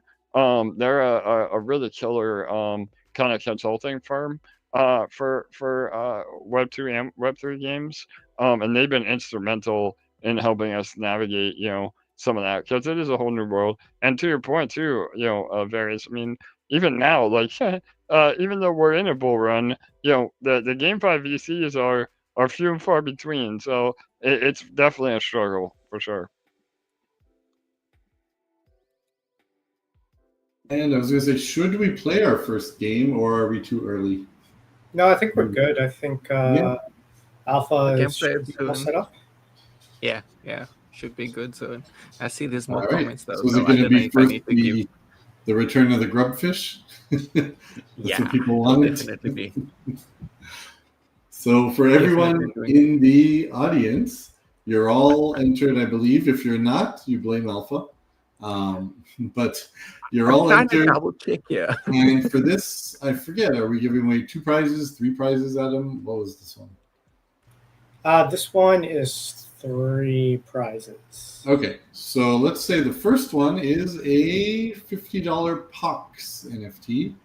Not a POX as in, a plague or a POX, but as in a rabid, crazy rooster. So this is one of our highest performing products now for, I guess it's almost 6 months, 5 months. And you will get a free starter box. The second place, we will give you, let's give you $50 worth of ETH on base. And you know what? If you hold it long enough, it could be $55. And then let's do the third place. So one thing we didn't mention, doesn't seem like anyone's really here from them, but our birthday is shared by maybe 2 days with one of our largest investments, which was Alien-based X. So we've been tied to them since day one on base. They've supplied a lot of our farms APR. So we're going to give away from them for this one 250 ALB, which is roughly $25 worth. Those will be our 3 prizes. And yeah, if anyone ever wants to donate anything, feel free. But we do have more stuff coming up later. We have trivia. So good luck, Grubfish people. We'll see if the fates are kind to you or if you get sliced in half by a Monstro logo. Okay, let me get that. Oh, wait, I need to share it on screen now. Ah, damn it. Don't fail us, Alpha. Give me a second. Let me pull this back on screen quickly. We have quite a list of people today, too. Mm-hmm. We have, I think, let me see. I'm just going to double check. We have 27 people. So that's quite a bit. Hey, that means you have what? A 1 in 10 chance of winning? Yeah. Top If 3 you or come in nobody late needs to. after we compiled the list, don't worry, you'll be part of the next game that we have. That's trivia. So don't fret if you don't see your name on this one, as we just didn't collect your name as it was too late. Yeah. I don't know why it gave me so many. Well, Alpha learns how to Does that use affect it. anything? We will. I was going to ask AJ, how is DexFi doing? We just spoke about There we go. Oh, sorry, Alpha's ready. We are ready. Oh, I forgot to bring it on stage. All right. There we go. There we go. We are good. Everyone ready? Here we go. 3, 2, 1. Let's go. Well, that's So a for lot. those who've never seen this, it's essentially a survival game, purely randomly generated. And you can see our Hey, look, there's the Monstro, monster. our Monstro token is killing you all. Wiggle, wiggle, wiggle. Oh, good. Okay, who's still alive? Who's still alive? That's No, amazing. Yeah, if people do play this on Twitch, you can actually control your worm and do some actions like make him larger, make him speed up, turn his direction. But for pure RNG, this is plenty. Oh, you can? Okay, maybe we need to do a Twitch one. That sounds like it could be fun. Serenity, I see your little guy's still chugging there. He is, yeah. I think he's going backwards now. Oh, Whoa! Just missed the blade. I think he's Oh, emitting whoa. blood. Yeah, he's gone. You little guys out here just Oh, like, yeah, now. We're in our final Okay. 3. Whoa. Now I'm just bounced off the walls. Oh. That looks like me. We have our top 3. Let's Run, go. run, run, run. Now it's a Don't matter of glitch just it. who gets which prize. Oh, no! Ah, and he dies. Oh man. Oh, Alright. and Good winner. we have our winner. Woo. Our winners. So for all our winners, please open a ticket in our Discord and we will get you hooked up. Yeah. Hey, I got third. I'm good with third. Congratulations. Okay. It's Madmuso, Lord Fletcher, and Serenity. Musa. Congrats, everybody. Congrats. Thank you guys for the giveaway. I don't even see my name in there. I think that's because you didn't comment recently enough. I thought we couldn't join. All right. Well, let's get back to the question I was going to ask. How is DexFi doing, AJ? How are you guys doing with that? I know you have your bonds out, and we actually had a couple monsters just tell us they were selling their monstros so they can buy bonds. Oh no, no, we don't want to hear that. Oh man, Various. No, Oh no, man. but they were selling monstros that everyone wanted, the golems, so it was not Yeah. much of a problem. Yeah, no, I appreciate you asking, man. We've been crushing it on bonds, and you know, full shout out and give credit where credit's due. You know, you guys were one of the OGs in the space, and even recently, and again, I've been in Monstro since pretty much day one myself, and I've always loved what you guys are doing. And I didn't even know that you guys had a debank profile, and I said, that we were the only debank profile, and boy, was I, corrected. So I want to publicly say that you guys are the OG and the first one to fully dox the positions. And we've been in the DeFi game so long now that we know that these fixed APRs and non-transparency is really just the kiss of death. So we've been doing really well utilizing our underlying vault technology, and honestly, that's really where DexFi shines. I mean, we have built the infrastructure to automatically manage LP positions, across Base and Sonic and many other chains that we're starting to implement again.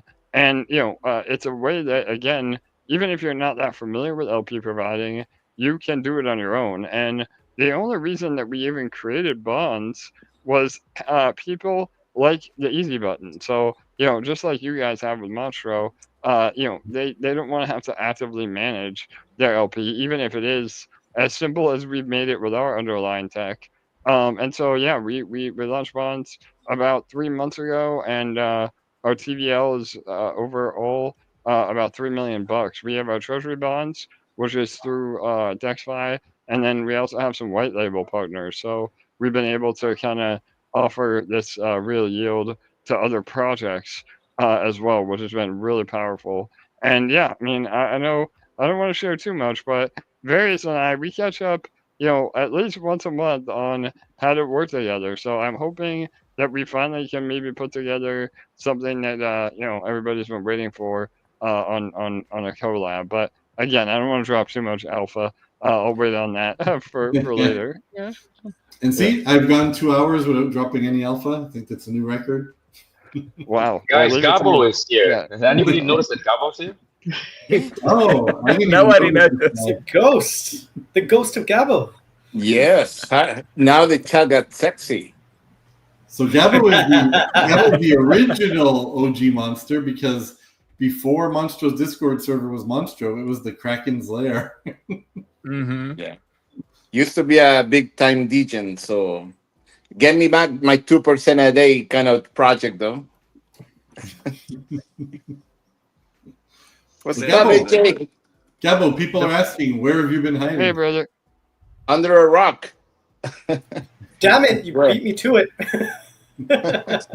Nah, just handling my insurance business, bro. I mean, I'm an insurance agent, so yeah, I've been dealing with a lot of my old time things, basically. But yeah, I'm ready to go for the bull run. Waiting like everybody else, I guess. That's what Alpha said. I believe Keith said that it's gonna happen February this year, so he lied to me. But that's Adam what actually Alpha was- already said, Gabo. Adam was That's pretty what I accurate though. He said probably by the end of the year, but Keith was a liar, bro. He said February. You should I know by keep now saying- not to trust any of my predictions, Gabo. Mm. And I keep telling Keith, I'm like, does he not get tired of just being wrong when he goes against me? I don't. Every I'm conversation relentless. we have, that line comes up. Are you getting tired of being wrong? And it tilts him so hard, and I love it. And the answer is always no. I'm not. Keith is All like right. Jim Cramer, the reverse Yeah. indicator. Whatever he says, you do the opposite, right? The opposite. I'm pretty sure it would work out well for you. By the way, Jim guys, Cramer is an comment? American KOL guy, right? That Mad Money guy, right?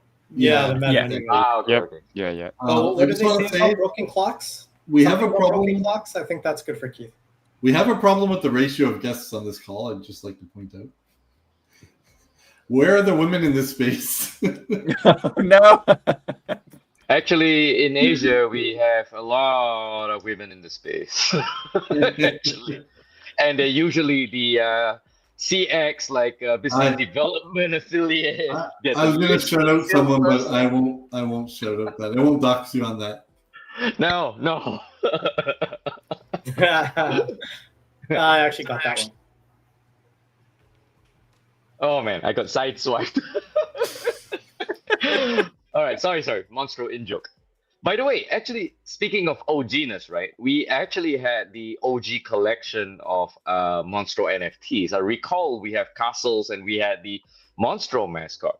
We minted only 20 of them. I'm a proud owner of one. But here's a question that some people are DMing me actually. Are we actually going to do anything fun with that? The answer is I think we absolutely still should. But the original idea I had were that those Monstros would get something, perhaps, part of their stay covered, something done special for our first in real life event. I always thought that was the best use case for that because there are so few of them. And that makes it feel a lot more special than, because let's say we were going to give them bonus tokens, right, when we launch our token. The kingdoms, the vaults, etc., which cost drastically more, are already getting a bunch of bonus tokens. It would feel strange to give the Monstros like more than them, right? But it would also not feel very special just to give them a few extra tokens, like as far as their dollar value. So I think we still want to save it. If we can do something in real life, give them special package or perks with that, or whatever. We're always open to suggestions. If someone has a good suggestion or idea, we thought about the day we do finally have some cool merch. The Monstro holders can redeem, a nice Monstro package of merch for free, maybe. So there's different things we can do. And Adam has an idea. You get a night with Adam.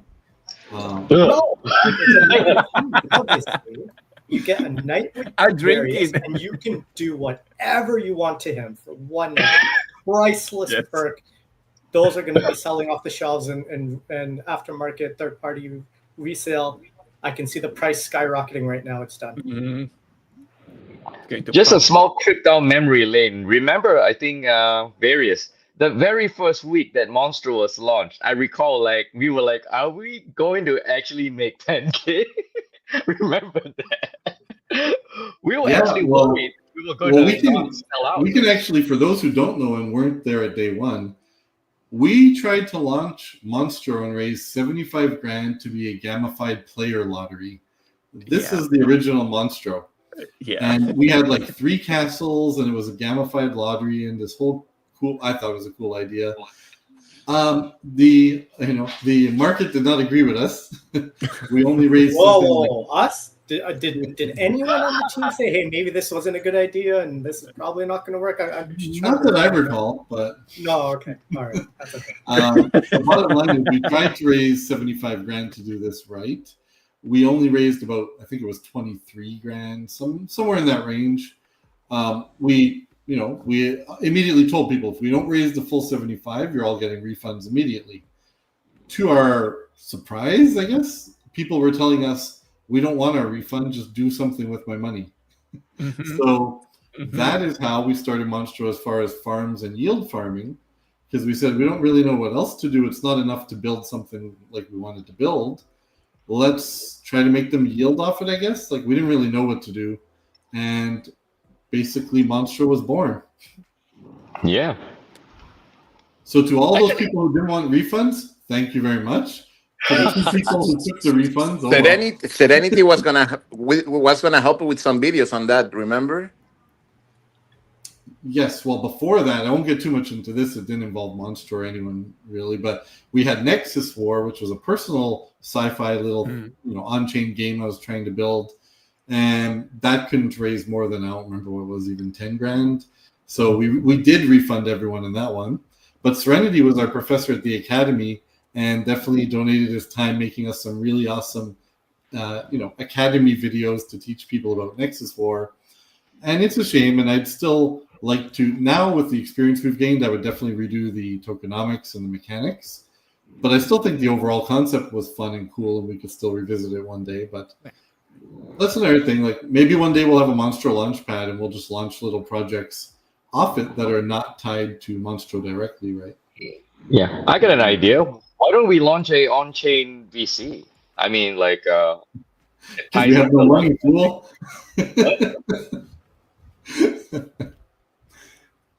Yeah.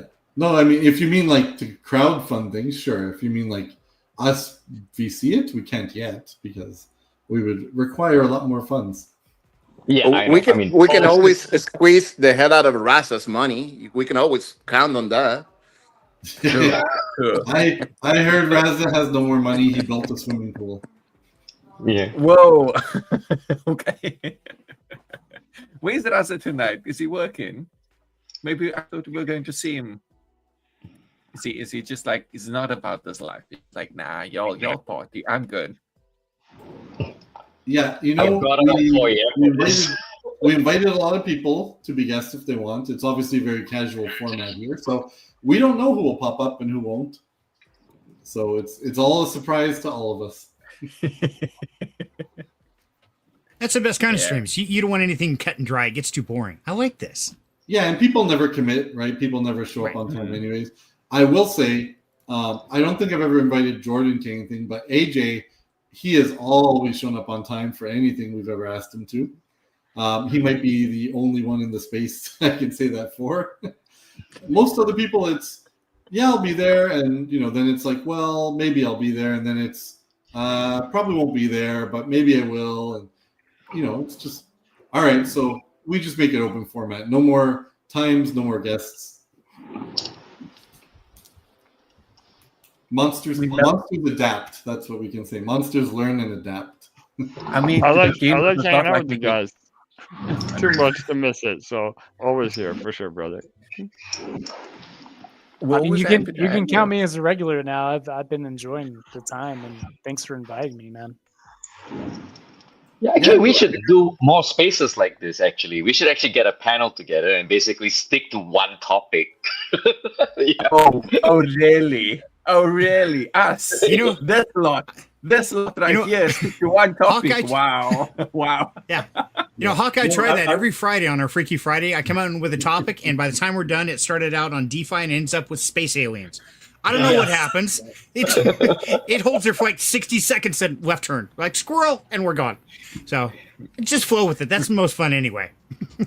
I could start with a simple question like, okay, how was your week? And then somehow we end up talking about like aliens colonized the earth in the beginning of time, and now we're just going back to that. It's Right. How do we get there? No one knows. Did we get there? Obviously. It's very hard to build the traction up, right? You just gotta keep doing, like, we had Monster Mondays for a long time. We never really built an audience.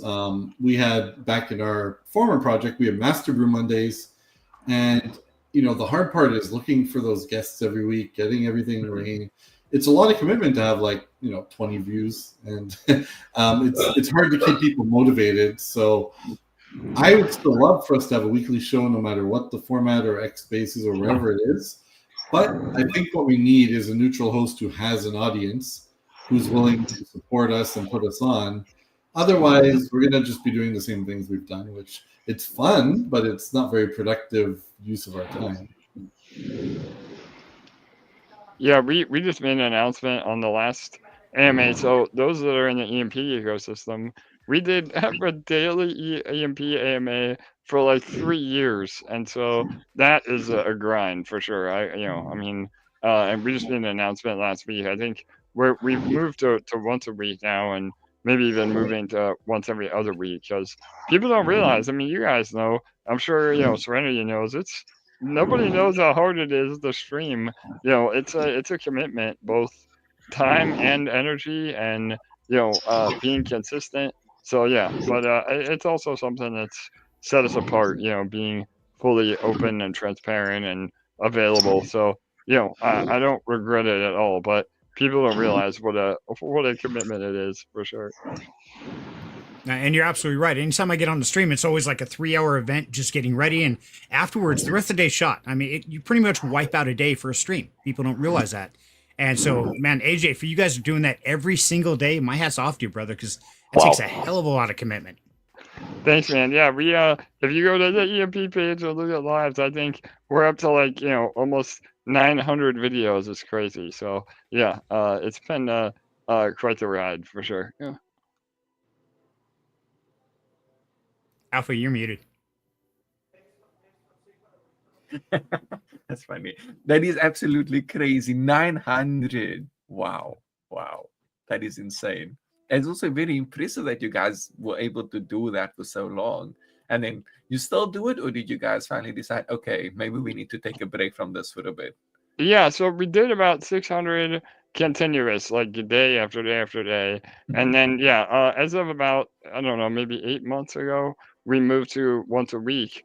But then we started doing a weekly live stream right after for Universe Madness. So, we took them away, and then I keep adding them back. So, yeah, now between that Universe Madness, EMP, and then one other AMA with Degenerate Passive Income every Tuesday. I went from 7 to 3, so we're slowly cutting back for sure. Yeah. Do you want to go back to 7? Oh Wow. man, no, again, I think I put in my dues. So yeah, and to Keith's point, I mean, at some point, even with our ecosystem with the 10 moving parts, you get to a point where you're kind of covering the same things over and over again. So you do kind of hit a roadblock, in terms of creativity and content. But yeah, I mean, I think it's honestly that's one of the things I think is what made our project successful is being that open and transparent and doing AMAs to keep people in the loop. I mean, it's a rarity in the space. I mean, you're lucky if you get a Twitter or an X space once a year from developers. So yeah, I think that's really something. If anybody else is looking to have their own projects, the communication is very very undervalued for sure. Very true. Very true. Now, I've just met JK. I think I don't remember what various said your name was. Jason, Joshua, something. I'm sorry. Oh, Jordan. Jordan. There we go. Yeah, You see, I'm yeah. very bad with names. So That's all good. evidently, first time I've met you, and you seem to be someone that's very willing to come on and talk. Now I know Vedas is also like that. So maybe we found a few people here that are actually very willing to be that communicative. Vedas tends to have to get locked in the staff chat because he talks a little too much about things. For one, and then Garbo's always the one that's leaking things that he definitely should not be leaking or making promises. Garbo, I'm looking at you. Gabo looks like a mugshot. Thank you for the compliment. I think he's Debo, getting how ready about to you take tell a them flight. about your promoting at the gym? You have your Monstro gear. Yeah, I do have my stuff, man. I mean, I'm fully loaded for the monster gear, so Yeah. you will see it in Actually, store soon. I wanted to wear my blue Monstro t-shirt today, but it happened to be in the laundry. Actually, I got a question for you guys. Like, you just talked about spaces and I mean, I respect the grind for AJ. I was there when you started pushing EMP, and then when it lost its peg, I was like, for like a year. Yeah. Okay, in regards to just grinding it out, do you guys actually travel for conferences? I believe I'm the only person in the Monstro team that's actually proactively going to all of the major crypto conferences. For example, upcoming we have CoinFest, which is in Bali, which is in 10 days. I will be there. So if any monsters are there, you know what to do. Come up, say hi. I will be at Korea Blockchain Week, and that one's in Seoul, and that will be in September. And after that's the big one, which is Token 2049, which I'm actually praying that Adam and various show up. That would be great to actually physically meet for the first time. Because you guys are like on the opposite side of the planet from where I am. It's, by the way, it's 5:42 a.m. I've been on this call since 4 a.m. That's why I look like this. Mm-hmm. Last but not least, I believe is Taiwan Blockchain Week, and to round it off, I think there's something in Dubai as well. But do you guys actually proactively go to these conferences? Do you see any value in them?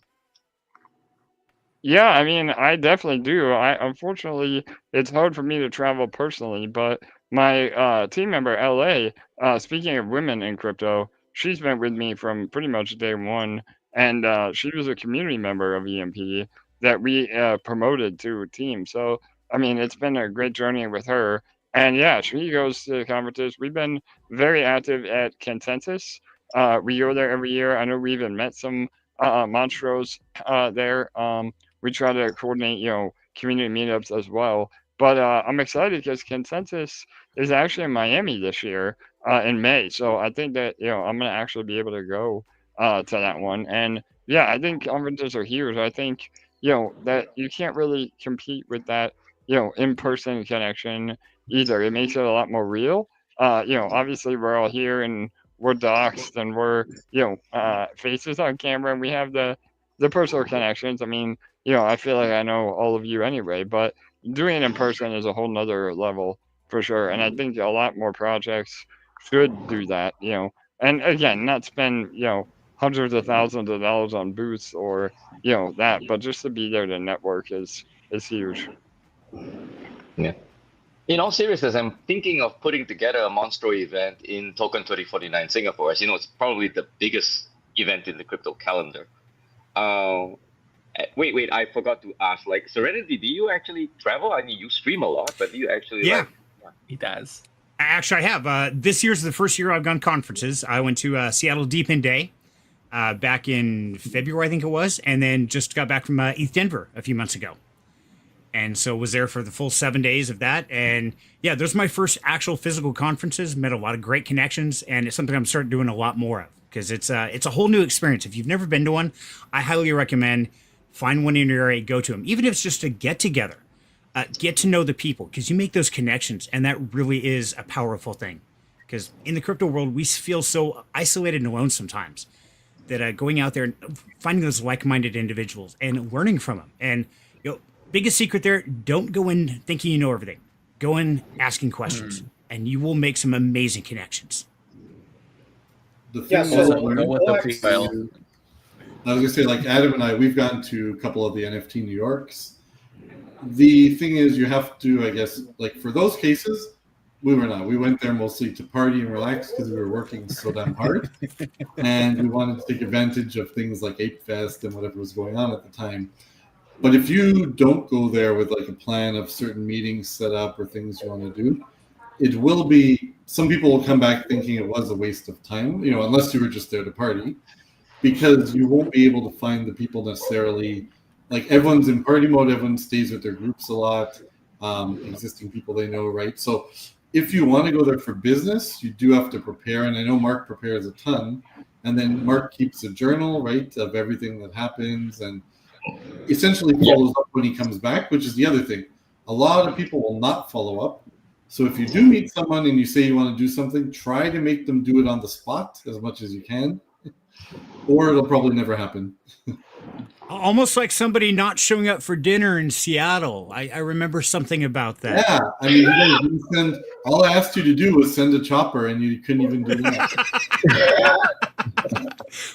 The one chance, Ferris, I had to meet you face to face, and you backed out. Man, Not the one chance. You'll have plenty of chances. Oh yes. Yeah.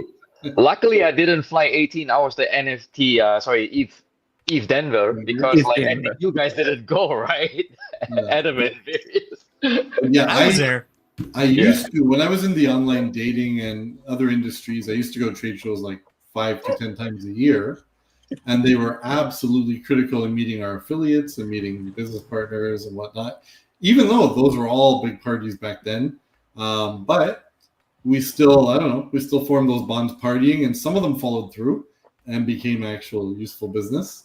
In this space, we haven't because we've been lean, right, on a budget. We've been building and building and building, and it hasn't allowed us the opportunity to. But we really want that to change, especially once the token's out and other things are going. If everything is going well, we definitely want to hit up like Token 2049. I don't know what the timing and such, but we do know we're missing that. It's a weakness right now in Monstro that we don't go, other than Mark, who brings us a lot of connections and leads. But he's also mostly been on the Asian side. So there's a big segment of shows we have. And he can't do them all, obviously. So, Yeah, I already traveled 200 days out of 365. It's pretty brutal. In fact, this is one of the few times I'm actually at home. Most of the time, I'm actually talking to you guys when I'm like in a hotel room. I'm like, I don't even know if you have a home where it is. Yeah, you want to see something really cool? Because I got to flex on Serenity on this one because he's got a cool arcade machine. What you can't see, however, is this. Whoa! I have a Scorpion throne. And That is dope. That is dope. angle my camera. Give me a second. The camera's caught behind the screen. Yeah. Okay. Let's loop it through the cable and see whether I can show you the side view of this thing. This is my pride and joy. Some people like fast cars. That Nah, is a 49-inch, and guess what? It actually moves. So if I actually do that, that thing actually moves up. Oh wow. Yeah. that is my goal. That is a goal. Does it That have a is sick. massager on it too? What? Does it massage your back and everything too? No, there was a removable massage element, but it gets really annoying. So, hey, Oh, Alien okay. Base is here. Hey, Yeah. So yeah, I was just gonna say Hey, we look. have another guest. Welcome, Hey, Luke, everybody. from the Alien Foundation, the face that runs the place in the Caymans. So Luke, happy birthday as well. I told everyone a little earlier that we kind of share a birthday. It's about 2 days apart. We got into a little bit of Alien Base. So why don't you introduce now yourself and let us know what's going on with the Alien Foundation and Alien Base. Hey everyone! First of all, super congratulations to you guys for 2 years of your project. Monstro is awesome. I've only really kind of looked at it from the outside and as a partner, but Various has been absolutely incredible to work with. And of course we've been working on maybe consolidating that partnership a little bit closer in recent weeks. But yeah, the foundation. I mean, Alien Base started, 2 years ago, and had kind of like this idea that we were going to have full community,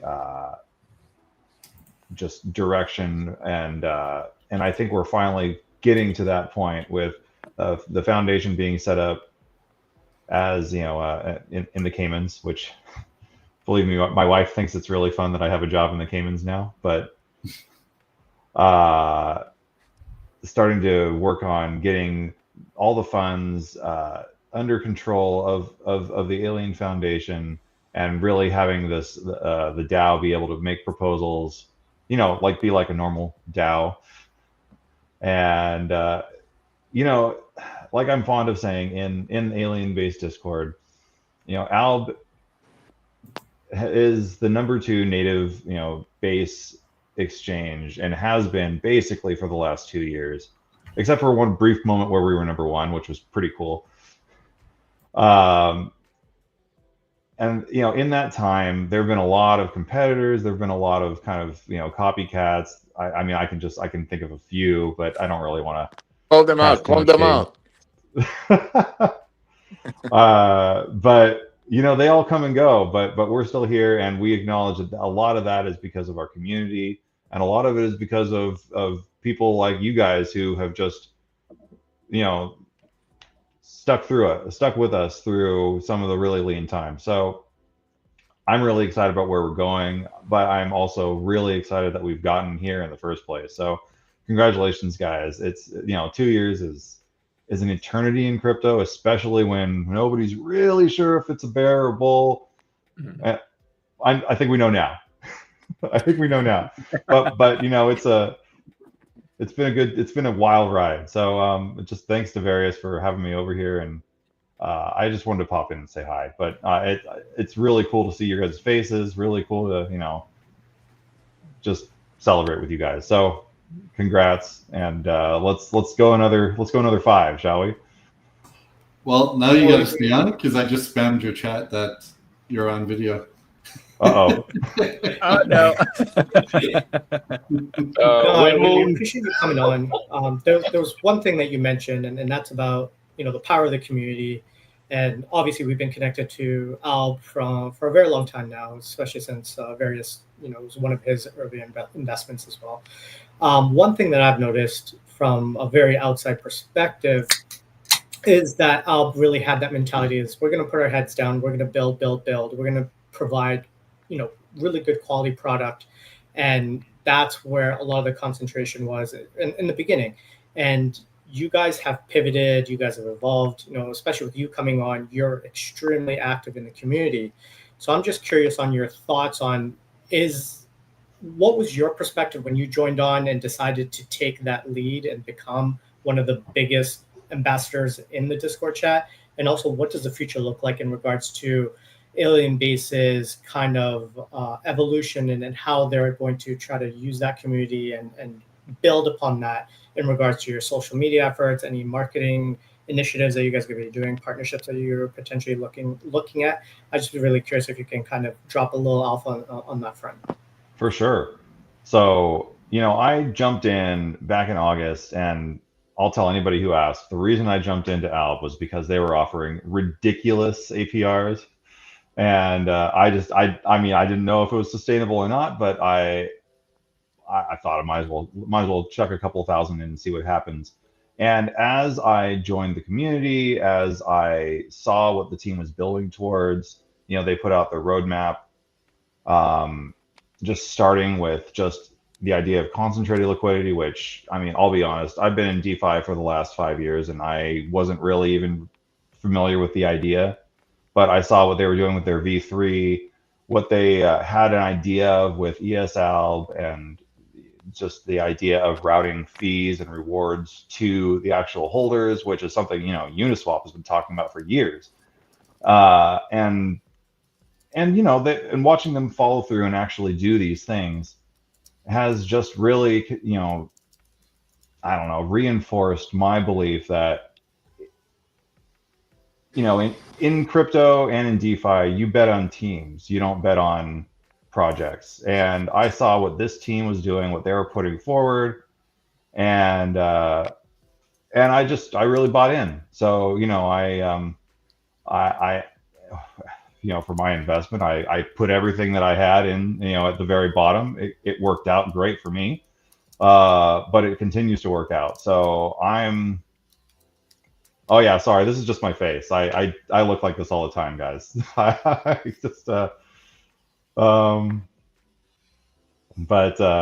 I see chat over here. Oh, hey For guys. the people in the comments, we call in Luke very serious, just so you feel caught up. But as far as what we're going to do moving forward, I think you've already started to see it, I think, a lot in the last couple of weeks. We're really sort of trying to make a more social foot forward. We're trying to make sure that people know, hey, we're still here, we're still working, we're still building, but also don't forget about us. We've been working with various and people he knows to put out some more kind of explainer videos, give people who maybe don't really understand how DeFi and how Alien Base specifically works, give them a place to figure that out. Other things that I hope we're going to be seeing in the very near future, just a little bit more working with other teams on Base. As you know, we recently joined the Circle Alliance with you guys, and I've been receiving a lot of interest in partnerships just from that. We've been hearing from other Circle members, and I think that we're going to be able to. I think we're going to be able to see. Sorry, just chat is hilarious. I feel like some of our guys are out here too. So I feel like we're going to be able to see a meaningful difference, because what we've really been missing in Alb the last, I don't know, probably forever, but especially the last 6 to 8 months has been just telling people about ourselves, telling people, hey, we're here. And I think a lot of people do invest based on that front-facing vibe that they get. And we acknowledge that. And I think that's something I want to do with the foundation, is just be a lot more present in the conversation. So right before you jumped on, we were just discussing, and mainly on our side, we have Hawkrise, who attends a lot of conferences, crypto-related conferences, and the importance of having kind of that presence there, because it can increase your chances of making those connections that you're talking about, connecting with more Base users in the Base ecosystem, because obviously they're usually present in those conferences. Are there any plans of Alb being more involved in those types of conferences and having that presence there, as you mentioned? Well, definitely. I don't know if the Monster guys know this, but our team was present at ETH Denver. And I actually got to meet them, which was pretty great, because it's kind of been... I actually met OXR and Zeno at Dubai during Token 2049 this year. Yep, and they were there too. They were in Cannes a little bit ago. So I think we're you're starting to see a little bit more participation. I have not yet made a decision on whether I'm going to make it out to San Francisco later this month, but could happen.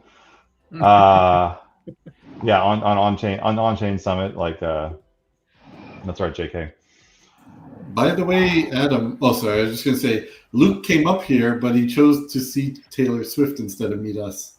You know what? I make no apologies. No apologies. That was an excellent show. That was an excellent show. Got it. Well. Wait. Before we do anything else, can we finally say hello, Smiley? We see you finally decided to drop in. Hey, Good to see you. Thank you. It's great Hello, to Smiley. be here. Happy anniversary. Happy second birthday, whatever we're calling today. The birthday bash. The birthday bash. I'm just gonna say, and half of the people in the comments were threatening to leave if you didn't show up. So thank you for finally showing. Thank you. It's funny because I popped in here and I'm like, oh my gosh, they're having this total serious conversation. I hope they don't ask me any questions, because the original reason why I joined Monstro was because of the people. I met this great guy named Tom Jones. If you don't know him, you got to meet him. He was in another server talking all about Monstro, but he wasn't talking about the investment. He was talking about the community. And that was interesting to me because up until that point, I've been in crypto for like 4.5 years. Everybody's the investment, you're going to 10x, you're going to 100x, this is going to be amazing. And it was the first time that somebody actually was talking about the people and how great they were and how much they connected. And that's what drew me in at the beginning. And then 2 years later, boom, payments every single week. You can't deny that's great. Yeah, shout out to Tom Jones. He's by far the most entertaining member of the community we have. He brings so much life to the chat. I love reading his content, I guess you can call it. But that guy has no He left, Matt. He's not here. Yeah, he I'm lived. gonna make a comment he's gonna hate when he sees later, but he's actually a really smart guy because we talk to each other quite often, and he does have a lot of good ideas. And despite sometimes his persona might be a little forward with some topics, no, he does know what he's talking about. But the other thing that I like about Monstros is we're not too quick to censor everybody. Everybody's kind of welcome. Everybody comes in with their opinions, their lives, what's going on. And, as long as it's fairly innocuous, everything goes. And that makes it more fun, too. Everybody feels welcome, and it's just a great place to hang. I love it there. Funny on that, because sometimes I'm sitting there, I'm looking at the things and people are saying and various replying. I'm just like, why don't I just ban this person? Like, why is various doing this to me? I just want to ban them. Just send them on their way. And the various is like, no. I'm too nice, I left all my aggressiveness behind most days. I'm still young, so I get to be aggressive. Okay. But I have a fun little fact to say because it's 2 years later. And 2 years ago, I sold my house. I didn't make much on it. But I sold my house and I took exactly what I had, split it in two, put it into exactly 2 projects. 2 people representing those projects are now here, Luke and AJ. So effectively, that's kind of cool, right? Like 2 years later, the 2 investments I chose with my house sale money are both alive and kicking, and the people are on our stream. That's funny because you did the crypto bro thing. You sold everything for crypto. So I avoided being rugged for 2 years, which is also an accomplishment. Actually, we didn't talk on one very important thing. Like, we're celebrating 2 years of Monstro's birthday, but what actually is the origin story? I think all of the day one people here can actually answer that one, right? Everything all came from the I guess you mean Lazarus Pit, right? Yeah. Yeah. So, Optimus. Yeah. So 1 million Optimus to the top commenter.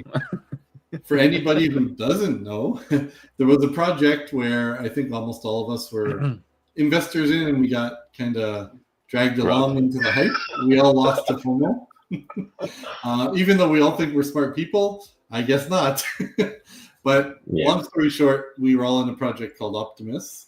And when that essentially failed, we'll just say, to be polite. When it failed, we were hired, we as in Master Brews, were suggested by the community and hired to help on the tech side fix some staking issues, I think was at the time. And then that turned into, okay, they're pulling the plug, it's not working. I had a talk with its founder, and to my very big surprise, he sent me $500,000 the next day without knowing who I was at all, saying, here, you guys deal with the problem. And so we set up a recovery fund in our first technical task, which was a nightmare. They had like 4 token iterations on 2 different chains with all kinds of things involved, and let's say a lot of routing that was masking a lot of the proper swaps. So long story short, I think 3 months later and like 100 million transactions later, we determined what everybody effectively lost in net dollars. And the total was something like $14 million. Of that, 12 million got claimed in these NFTs we call Lazarus Pit NFTs. And the idea was to, do different things to help them recover. We tried a bit yield farming at the beginning, but it was deep bear and it wasn't working very well. Then we said, we'll just sit on the portfolio of coins. And to date, we've never touched a cent of it for Monstro. It now sits well hidden across many wallets, ready to do, when we do have our token, it's going to take advantage of perhaps some buyback opportunities, right? Or support things however we feel appropriate. But yeah, without Lazarus Pit, a lot of our initial Monstro people came from that project because we became stewards of their recovery. And although, sure, some were impatient, right? Very understandable. They sold it off, they got out. A lot of them are still monsters to this day. And now, finally, when we do launch our token, this is their avenue to recovery that we thought was best, because yield farming to gain like 25x back is not really going to happen. Even if you're making like an amazing, 10% a month, it was going to take, by our calculations, like 18 years to recover these people.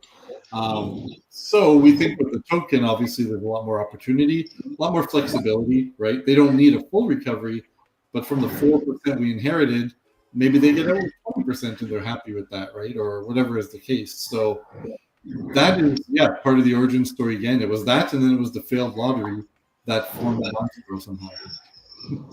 Yeah, I remember I was actually there from the very first iteration of Optimus and OP to OPX, whatever. Yeah. And then I remember it was actually Various who had the username Master Bruce it was the Discord. And he was like, who's this loud guy? He was like, just basically pointing out all of the technical failings.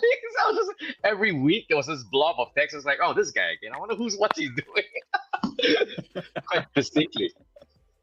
And then, I don't know, some weird impulse that he goes like, okay, we're going to sell these like tokens to raise funds for Monstro. And I was thinking, you know what, I'm just going to buy 12 castles. Thank God I did. Yeah, and then I will give one more shout out. There, I saw Juniper earlier in our chat. I don't know who else might have been there.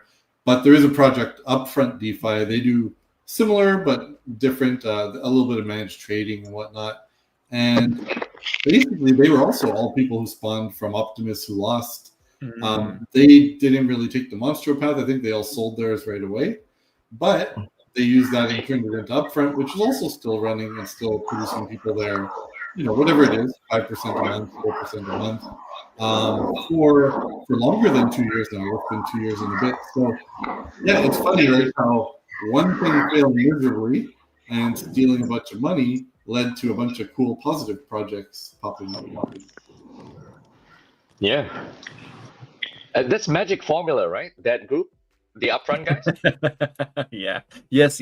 Oh. Magic Formula, Juniper, and anyway, my name is not my strong suit. Jones, right? Yeah. Well, Tom Jones is definitely active. Sad that it's not here anymore. He had to go out. He had to leave. Oh, yeah, Juniper is in the chat. He just dropped another message. I sold mine to DeFi dude, which felt fitting. Wow. Oh, he says 50,000 OPT3 tokens to each OG NFT. I don't want them. I think I saw OPTX. You know what? Do we feel, is it too early or is it time to play the trivia? No. That depends. We're talking about all these different old things. I don't know if some of them might have made it into the trivia, but Yeah. You may play the All right, I'm trivia. gonna hop off the video, and I'm gonna keep track of the scores of the trivia on my other screen. So let's do it. Alpha, you got everything else, yeah? Yeah, I got everything. Perfect. I can do all it. right. Let's go. You guys are all free to participate except for me because I'm sure I would know the answers. If you didn't, that would be we might have That'd be to. disturbing. We might have to. How do we participate? Okay, so the rules will be I'm going to show the question on screen and I'm going to say it also. So I'm going to read it out. I'm going to show it on screen. You have to type in the chat with whichever account is similar to your Discord account so we know it's you. What the answer is, the first person to get it right gets the point. Okay, we kind of have to get as many right as possible. The people with I think we're doing 3 prizes with this one. Are we? 2, 3, 1? I think this one is just a POX, a $50 POX. And Okay, then so we'll give away some more ALB again, that let's say 250 ALB. So 2 prizes, I guess the top 2 point getters, right? And if there's a tie, we will let my dog decide. He's a yes. We are not saying his name because that is one of the questions. Please don't ruin it. Okay, so we're going to start now. Tilton Shock will be recording all of the people that kind of get it right, or so you will be keeping track of the score, and I will just be out here pretending I'm a smart person. Cool. Okay, let us start. Listen, I don't even know the answer to this one. Which WWE Hall of Famer shares the same? Which WWE Hall of Famer shares the same birthday as Monstro? Is the question on screen? No. I think it's Mega his name by the is. way. Oh, Mega Cope. Okay. Yeah, that's me. Undertaker, yeah. Undertaker's accurate. Don't worry, guys. Like he's 100% right on that. Serenity knows the answer. He just doesn't want to say it. Yeah. Come on. Where do we No, chat? Not in the studio chat. Where am I? Where am I No, putting we're this typing in into? the YouTube. Oh, the YouTube you have chat. to type it in the YouTube chat. Chat, Okay. please, because that's the only place everyone can see it. Huh. John Cena. Okay. I guess Steve Word. Man.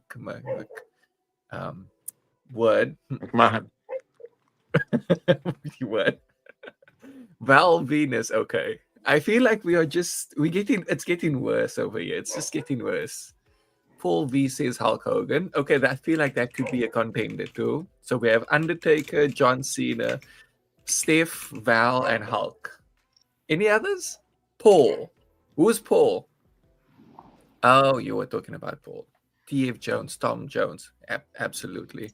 Rowdy Piper, Randy Orton. Okay, I'm going to give people, say, 10 more seconds. If there's no answers after that, you're disqualified for round 1. Let's go. 10, 9, 8, 7, 6, 5, 4, 3, 2, 1. Okay. And second question. Various currently lives with one dog. What is his name? I'll say it again. Various currently lives with one dog. What is his name? Yeah, People are saying Bullseye. I should have known that one. Triple H. Okay, wait. I think people are still answering for the previous question. Please. Next question. Gabo, you don't know it. We know you don't know it. We know it. Gabo's pretending. Smiling, not saying anything. Okay. So we're gonna start our countdown now. 10. I'm giving you chances, 9. dude. We are giving people. Oh, okay. We see. Okay.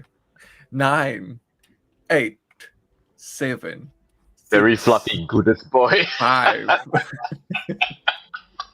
2, 1. Oh. And that is it. Kato for that question is done. Cute. Oh, he needs a big hug. What is his name? Oh, there's he. There's the boy. Yes. Unfortunately, my fluffy one isn't here. Otherwise, I would show him too. I don't know where is he. He ran out. I have a huge cat. I don't know where he is either. I have I have a couple of first squirrels, but they're not allowed in the office. So He's camera shy. He doesn't like being up. He ran away. It's fine. Okay. Next one. What was the APR on POC's first weekly payment? Again, what was the Oh, APR on POC's I first can weekly find out in payment? 3 seconds. So to get this answer, you kind of need to know where to look for it, or you are just very, very good at memorizing things. But that's up to you. Go have a look. If you know where to look, you know where to look. If you don't know where to look, you have 10 seconds. 9. 8. Do people not know? Yeah. Do people really not know? Okay. Okay, I we're beat getting answers Serenity. now. We're getting answers. 7. 6. I'm showing 5, mine first. 4, 3, 2. Come on, guys. Like I'm counting slow here to give you a chance. 1. Okay. I'm assuming there's still people typing, so I'll just give you until I start reading the next question, and that will start now. Which chain did Farms originally launch on? So, Oh yeah. which chain did Oh, yeah. Farms originally launch on? Okay, it looks like people know this one a little This bit. is one I actually do know. I feel good about this one. I do know the answer to this one. Okay, to be fair, the previous one was a little hard, and you kind of had to go find it to get that answer, because even I don't know that one out of my head. Various, do you know that one out of your head? The APR one, the POX one? Okay, I don't know if Various can hear me. No, my mute button was stuck. I couldn't unmute. Oh, okay. People don't want me to talk Did you- anymore, but you're asking for the correct answer? You don't know where to look? No, I'm asking if you knew that one out of your head, or if you also had to go look. Oh, yeah, I knew it because I read the trivia answers earlier this morning. Oh, okay. Well, that's cheating. That's cheating. So You cheated. Totally cheated. I like it. Yeah, but we'll see, I'm ignore that. transparent about it. Okay, so 5, 4, 3, 2. Oh, if I'm looking over there, it's because the chat is over on that direction. Like the chat is right there. 2, 1, and next question. Which product did Monstro launch after their Farms series? Ooh, this one you gotta know Monstro's history. This one you gotta know Monstro's history. Damn it. Oh, Smiley's Smiley beat on you. it. Good girl. Well, we didn't launch Arbitrum. Excuse you. We did not launch Arbitrum, Abdal. Please. No, we did not launch Ethereum either, Gabo. Please, like restrain yourself just a little bit. Sorry, I can't help myself. Okay. So, someone says carry on. Wait, no. I don't think we launched a carry on either, but that might be a product for future. So we're going to start our countdown now. 10, 9, 8. Wait, this is taking too long. 6, 5, 4, 3, 2, 1. And this is why we can't have nice things. Okay. Okay, so I'm assuming that's everyone that has answered now. I'm assuming. No, it's not Hulk Hogan either. Please. Next question. There are currently 4. 1, 2, 3, 4, if you can't count. 4 members who have the realm rulers role in Discord. Who are they? 4 people, not 8. 4 people. Not 1, not 2, 4. Please get it right. Being fast. Come on. I need to see who wins. I feel like it's going to be Smiley. Smiley, come on. I'm rooting for you. Gabo and the rest don't matter. Okay. Ah, damn it. Okay, Hawk made it. Hawk won. Various Gabo figures. Stilton Shock and Hawk Rise. Jordan Chart is Vitalik, Jesse, Dan Romero, and CZ. He's right. Jordan got We it. have a problem, Alpha. It's easy. So, Alpha, the people from here answering, Adam has informed me, are not getting the lag the people on YouTube are. So everyone here is answering before the people on YouTube. Oh no. Okay, so I need to give people on YouTube a little You more need to give time. people a chance for the lag to catch up, Okay. Because okay. the lag, right? or eliminate the lag. Post it in chat too. Oh wait, that's a lot of typing. Y'all are torturing me. How do we Oh, I just realized my eliminate lag? answer was actually wrong. Because the fourth person is actually Raza, not me. So we actually got it wrong. Yes. Okay. I will post the next question in the chat at the same time as I read it here and present it on screen so no one can complain. Okay. I think that's fair. So, next question comes in 5, 4, 3, 2, 1. Next question is, which 2 Monstro products are currently sold out? I And know this. which 2 Monstro products are currently sold out? This trivia has confusion. Full disclosure, I know like about half of these, but also I'm not even logged into YouTube, so I'm just not. I'm not actually answering. But I'm competing against myself. It's going well. How's that going? You winning? Are you winning? I'm losing. I'm not winning right now. Don't you hate that? You have an argument with yourself and you lose? Yeah. It's I the thought it was just me worst. did that. It is.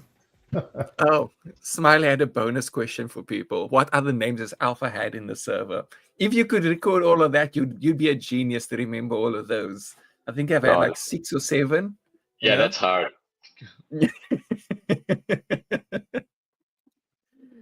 Okay. Oh, Juniper says Tom Jones OnlyFans, OX Various X-Men comic collection. Okay. I think that's accurate. I think that's very accurate. Okay. Where are we?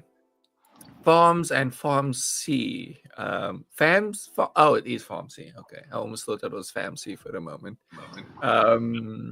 Let's see. So, do we start the countdown now? Do I type a countdown in chat? 10, 9. Wait, that's going to take too much typing. 8, 7, 6, 5, 4, 3, 2, 1. Next question is, out of the 4 guest buckets for Moonbags, which one has the highest value right now? Like right now, not yesterday, not earlier, now. I feel like it should still be the same. Out of the 4 guest buckets for Moonbags, which one currently has the highest value? Rocket, Pelton, James. I'm out of this trivia. Can't answer any. James Pelton. Okay. I see a lot of people are saying James Pelton. I would have to go double check that to be sure. But I'll believe you. I'll believe you all. I believe it. Is that guy still alive or around? Does anyone know? I don't think he's around. I don't think I've seen any videos from him. Or maybe I still see X posts about once a week. Something comes across. Okay. Yeah. So he's still out there. He's kind of now on the. He's relaxing basically. It's like he's taking his time away from things. Okay, gotta go touch grass sometimes, you know. Okay. Whoever had ETH and BTC, did anyone actually have ETH and BTC in their bag? I feel like only Various would know that because I don't keep track of it that well. I think we did. I think we had BTC in mine. But yeah, I have to double check. I'm coming for James. We're gonna be, by the time it's over, we're gonna be first. So Yeah. We gotta have that little bit of competition. Okay. James Pelton, Osfight from where is he now? Whoa, okay. That's a loaded question, Gabo. Okay. Let's see. So there's still problems between your questions and talking about answers before people answer. So I think what you gotta do is just type it in the chat, and then once people are answering it by typing, it should be fine to mention. Okay. I'm gonna zip it.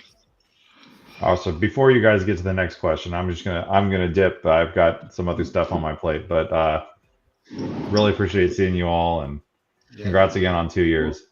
Thank you very much for dropping by, Luke. Thank you. You have Yeah, nothing see you, Luke. important going on today, I know. Bye. Have a good day. Yeah. And Later, thank bud. you for Great joining. Monday, man. Bye. Same to you all. Happy birthday. Yes, same to you. Okay, so do I drop the next question now, or do I do Yeah, a so drop countdown? it by typing, and then Okay. once people start replying by typing, that's fine to talk as much as you want. Okay. And drop in the next question now. We According to have the the greatest wiki. technical minds on the planet in this chat, so we should be able to figure this out. Okay, there we go. According to the wiki, what is on the roadmap for upcoming tools? Here we go. It's Fadia's fault.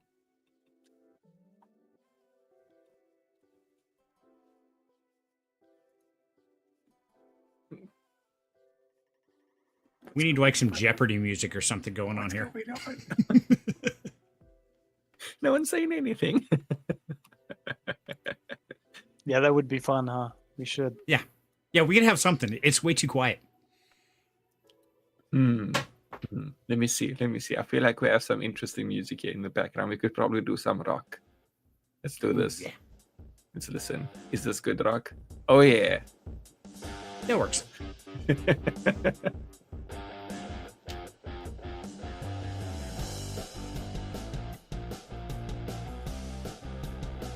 Oh, speaking of Alpha, is there any way that we can fix the DJ in the Monstro server? Oh, yeah. I keep Please, forgetting please, to get to that please. one.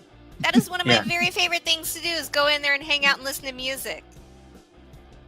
Thank you. I think the problem we had there is, I think we had the premium version and then they kind of, we forgot about it. So we ran out of it. And now we have to go back to the free version. That's okay. Does it still work? You can still post links from like Spotify and stuff. I believe so, yes. So I'll get that back set up. I'll get Thank that set up again. you. Brown Eye and I thank you. Oh yeah, y'all were always in the DJ chat, eh? Y'all were always just chilling over there listening to some music. Yeah. And maybe we need like a public fight club instead of a private one. Ooh. We do not talk about Fight Club. But beyond that, Alpha trivia is going on. Focus. I am focusing. I'm watching the chat. Don't worry. Okay, do we go to the next question then? Let's see. Next question is in 5. I'm like showing it on screen too. 4, 3, 2, 1. Wait, which question was that on? Yeah, there we go. What was the latest tools Monstro released? That would be here. There we go. What was the latest tools Monstro released? So tools refers to the tools product line, basically. You know, I feel like this one should be very easy for everyone that has been in Monstro for a while. And Vedas mentioned it earlier. Okay, maybe not everyone joined immediately, but yeah. DMS was right.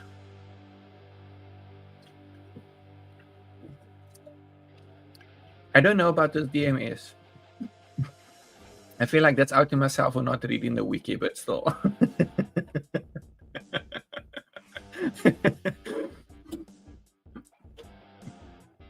When did you add that, Various?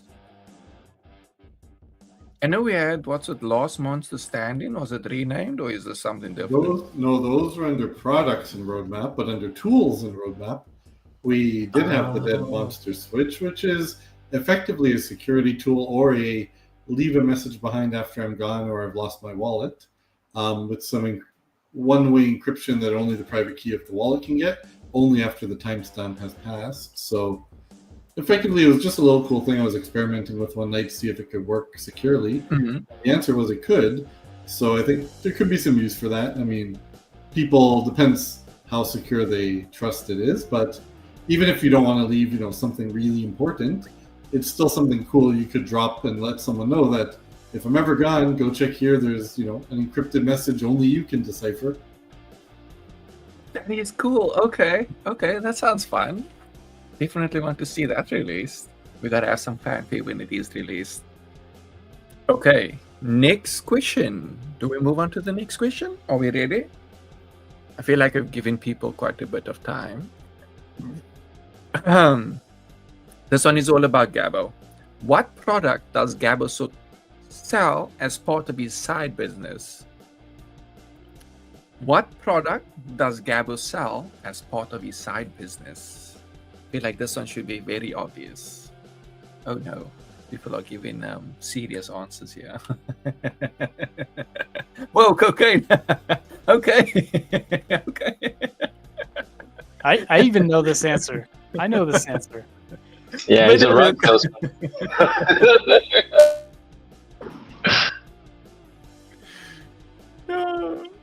Someone says better look. I feel like that's accurate. Wait, it's a I trick love Gabo's question. answer. It's a side business, right? Side business. Side business, yes. Yeah, so he Side leans business. against cars. Because obviously it's his main business, but then he has a very interesting side business. As part of his Kraken, how shall I say? What do we call it? It's like his Krakenness. I don't know. Words are hard. Gabo's fine rug emporium. Accurate. Well, I like that. The smiley says yes. I lost the audio. Whoa. Everyone else can still hear me?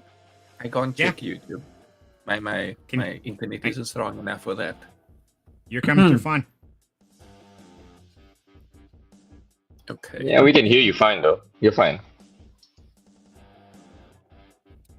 Okay, next question. Don't worry, the questions are almost over. The last 3. We got 3 more. Just three. Let's see. I'm going to start the countdown now. So 5, 4, 3, 2, 1. Next question. What game did Various beat as a child without realizing you could equip weapons? What? Oh, this is really What? hard. What? What? I have mentioned it on some past AMAs. Somehow it came up.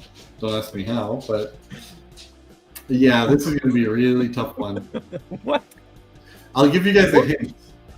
Oh wait, I should type my hint, otherwise only you guys are going to get the hint. Type your hint. What game did Various beat as a child without realizing he could equip weapons? Mario Brothers was an original on the NES. Okay, I don't know. I'm not that old. Stop it. Wow, thanks. That's a stab.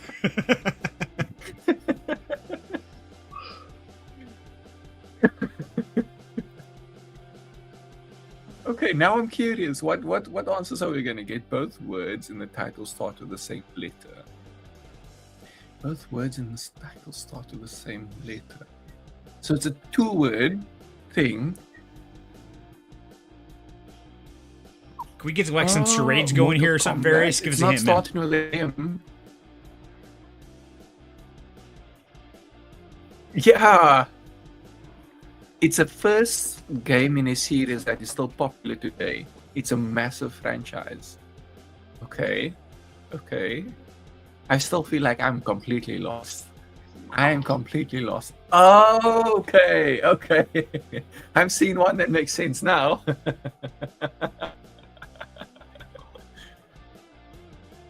Final Fantasy. Yes, so the story was I was small and didn't know what the word equip meant. So, playing this game, it does let you, there's certain characters that do better with their hands, like the black belt character, but all the characters effectively can fight without a weapon with their fists. And I always wondered, because I would grind away to buy a special, let's say, sword, and then never see them use it in the fight. And I was very confused why they'd never use it in the animations. But I was a kid and it was Nintendo. I was like, whatever. And when I was a grown-up, I later found out that I spent so many more hours in leveling up than I needed to. to beat the boss because I never equipped weapons or armor. Ouch, that's rough. Basically, your characters were overpowered because you didn't know you could equip weapons and equipment. Your characters were just out here walking around naked with their fists out, like, "Oh yeah, I'm gonna beat you with my fist." They were jacked, man. Wow. Yeah, so Yeah. I probably Freaking Super overleveled Saiyans. them. I probably overleveled them by like 30 levels, where the average to beat the game is like level 27, and I was probably level 60. Whoa! Yeah, no, that's like, I don't know. I feel like that's It's amazing. that's a Many flex on hours its of my own. youth were lost. I can imagine. I think That's I why it's was- important to know how to read, kids. yeah, definitely.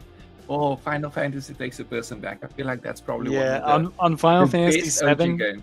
I stayed in the first area all the way up to Mm-hmm. like I think a level 40, so that I could just God mode the whole rest of the game.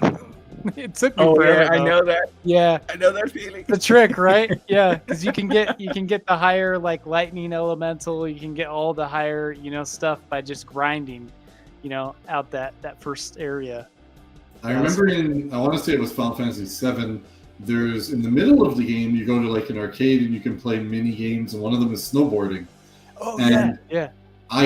Once I got to that point, I never finished the rest of the game. I just used it as a snowboarding game instead of buying a separate game.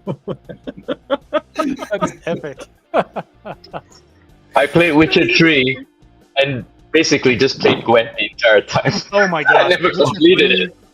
That's a masterpiece. That's one of the best games ever. I made. never rescued Ciri. I was just swimming You never across rescued her? killing her. You gotta go do it, man. I just, And then you gotta play Blood and people to Wine. play You Gwent. gotta play Blood and Wine, bro. Seriously. That's crazy though. That's crazy. Gwent is an amazing game. I have. Yeah, it's just a lot of Gwent fun. simulator. Yeah.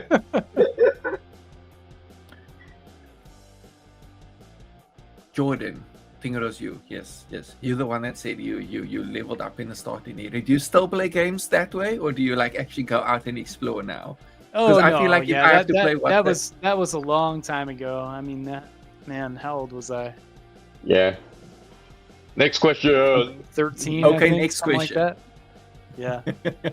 This is the time when you could play games best. So next question is: Type it first. it's typed, it's sent, it's typed and sent. There you go. Whoa! Well, no one can say I know I this didn't one. type it out first. What was the name of the company Shock and Vedas co-founded prior to Monstro? Somebody said Pleasure Palace. Pleasure.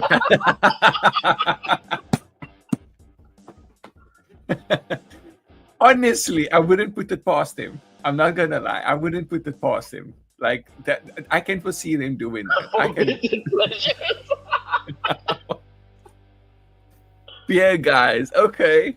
You break it, you buy it, ink. Ooh.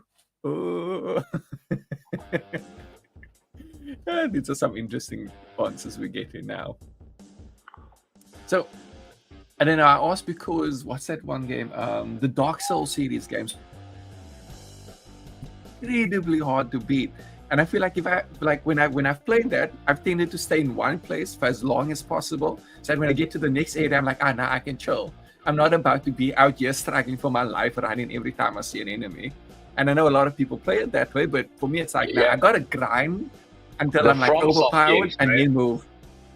Actually, Yes, there was a yes. social study done that games like Dark Souls can only exist in the current era because it actually reduces the amount of assets and actual content you need in the game because you just make it hard. That you inevitably die that many times, the game feels longer. Yeah, that makes sense. That makes a lot of sense. I know I played. I joined in on one of my friends. He plays Dark Souls 3. Then one day he was like, "Okay, yeah, you can just go on and play a little bit." And then I was like, I think 30 minutes later, I was like, "I'm never touching your game again. I'm sorry. I died more times than I can count in any it's other game." masochistic. It's horrible. It is. It is. I mean, as a 40-year-old person playing games, I want to feel good about myself, right? Just like, wow, 2 steps and you're dead. It's like, wow. Yeah, I can't play the Souls games. I'm just too slow these days. Just can't do it. Old age catching up, eh? Old age is catching up. Yeah, my reaction times is just no. Yeah. Oh, Tom Jones is Understand. back. He's back. See, he's actually. Whoa, Tom! Hey! Welcome back. We were talking about you earlier. Don't worry. Only bad things. Only bad things, I promise. Hi, We would Tom. never say a good thing about you. Shall we go to the next question? I think it's the last And one, our right? last question, yes. This will be our last question. I feel like poor Mr. Adam over there is like, it's just like, damn, I have to deal with this and listen to this nonsense and record names. Wow. Thank you. Okay, last question and sent in chat. So everyone in chat gets like a 5-second head start. Go ahead, read it, type out your answer. Wait, you asked a let's- subjective question there. Wow.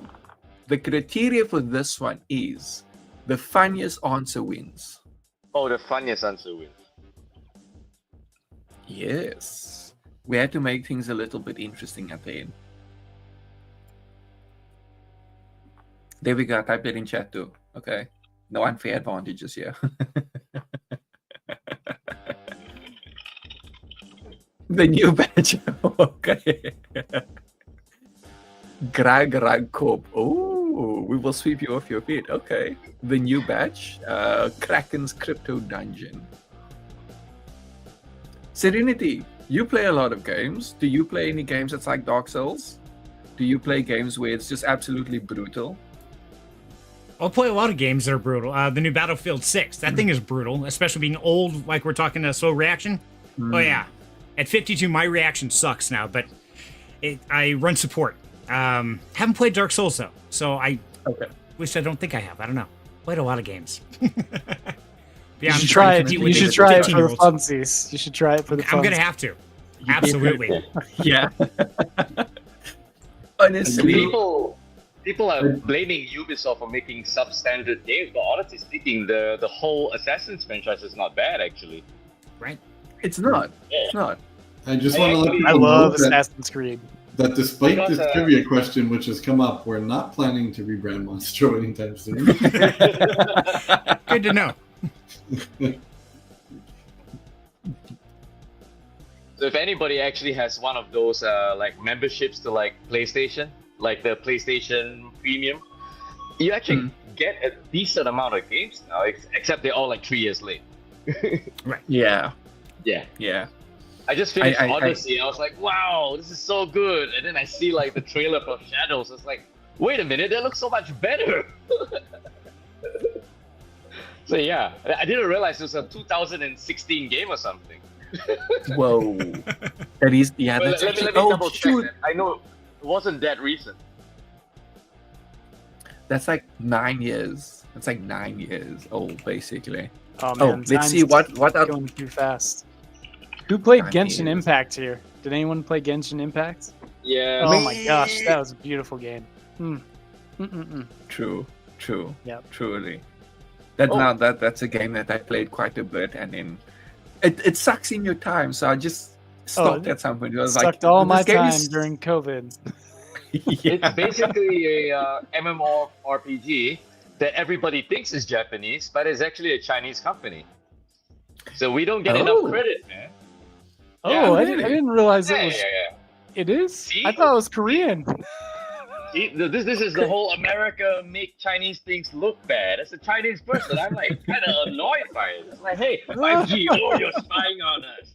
Oh, fusion power, oh, it's never gonna work. Hypersonic missiles, nah, they're not gonna take out our aircraft carriers. Yeah, Jesus Christ, man. TikTok ban. So They rescinded that Basically- quickly. yeah. He had to backpedal because most of his audience is on TikTok. Yeah. Microsoft nearly bought it, right? And yeah. Fun fact, the CEO of TikTok is actually Singaporean. So if you guys go and watch that video, it was actually very painful to watch. The senators asking him stupid questions like, are you part of the Communist Party of China? Sir, I'm Singaporean. Is that part of China? No, sir. I've never heard of Singapore in my life. Yeah. It's Oh, that was a funny interview. Well, Yeah, that was a funny interview. I was just like, wow, you guys make our politicians look smart.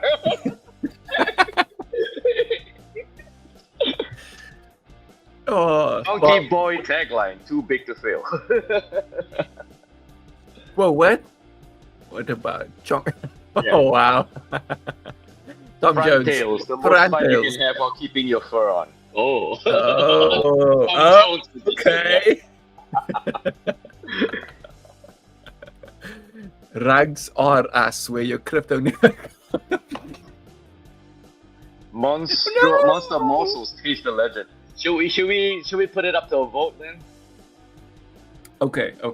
I feel like we could. I think who's the voting? seven of us should actually vote, right? So like Okay.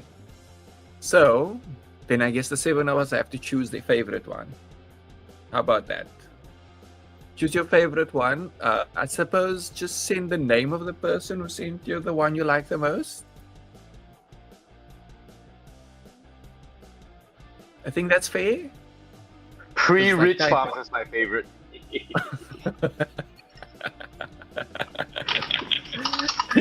That's also good. I think my favorite would be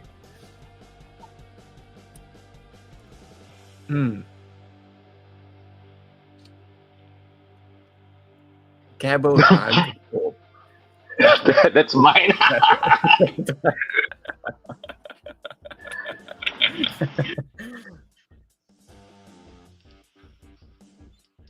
Yeah, that's my I'll favorite go. one too. It's a cheap shot. Yeah, it's fantastic. Have a funny name by taking the piss out of Ragabo.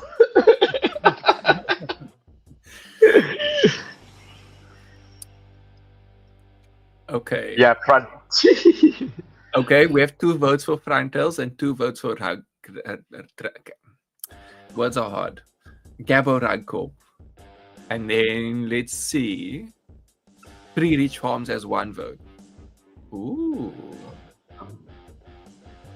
AJ, what would you say is your favorite? We got to give Gabo a hard time, so I vote for that one. Oh, it's Yeah, Anita I Gabo. agree. I love We giving gotta go with a hard Gabo. time. So then it is- okay, I think that's it. Yeah. Gabo wins. Gabo Ragko wins. Gabo wins. We're so evil. Yep. Gabo's probably out there in the background, just like, oh, these people, these damn people. Shall we get the results? Like who actually won? We have to check with Adam. I think he's probably busy collating it right now. Okay. Okay. This is a little unexpected, but our winner is Hawkrise. Me? I won the Yes. quiz. You typed too fast. Hooray. What did you expect? Nicely done. This feels like a Congratulations. fix. And then Paul V wins 2nd place. Paul V. Yay, Paul. Congrats, Paul. Good job, Paul. job. Amazing. So, Paul, and I guess Hawkeye, please open your Discord tickets to claim your prize. Discord ticket. I feel like- Hooray. I feel like we need to disqualify Hawkrise. Like, you know. Oh. No, he deserves it. No. He's been great. Yeah, well, But for all, what for did he all add the to traveling he answers? does, we'll let him win. Yay. Hey, and now we have our winners. Let's see. So that would be first winner is Mons. What was your name again? I forgot. Megacorp? Megacorp. Yep. Megacorp's me. Yeah. Megacorp, and then 2 is Paul V. Now, Paul, I hope you're still here. You need to like open a ticket on Discord and let us know. And I kind of send proof that it's you. So take a screenshot of your YouTube account so that we know that it is you and it's not someone pretending to be you. But you have to open a ticket in Discord and then we'll sort you out from there. Yeah, Like, Tom you Jones can- said the right thing. Yeah, it actually helps offsetting travel because I travel a lot. you and Milton, Daniel, you and Daniel Yeah. travel a lot. Flak de Vistan, yeah. I mean, he's also in the same time zone as me. He couldn't make it because it's also like 4 a.m. when we started. So I've actually been here Yeah. since the sun is rising for me. It's Oh, 6:48 goodness. a.m. now. I actually asked him to join, so sadly it was a little too early for him. Well, for both of you. For all of Asia, by the way. For all of Asia. Oh, maybe that's our problem. So Monstro needs to spread out into Asia. That's our issue. We'll grow only That's if we my go- if job. we I'm go- doing it. Yeah, we are spreading into Asia. We are have spreading out Hacker Asia. eyes. Trust me, a lot of Asians are pox holders. I keep trying to tell them, guys, you need to take some profit, and people just keep compounding into them. I'm like, no. Whoa!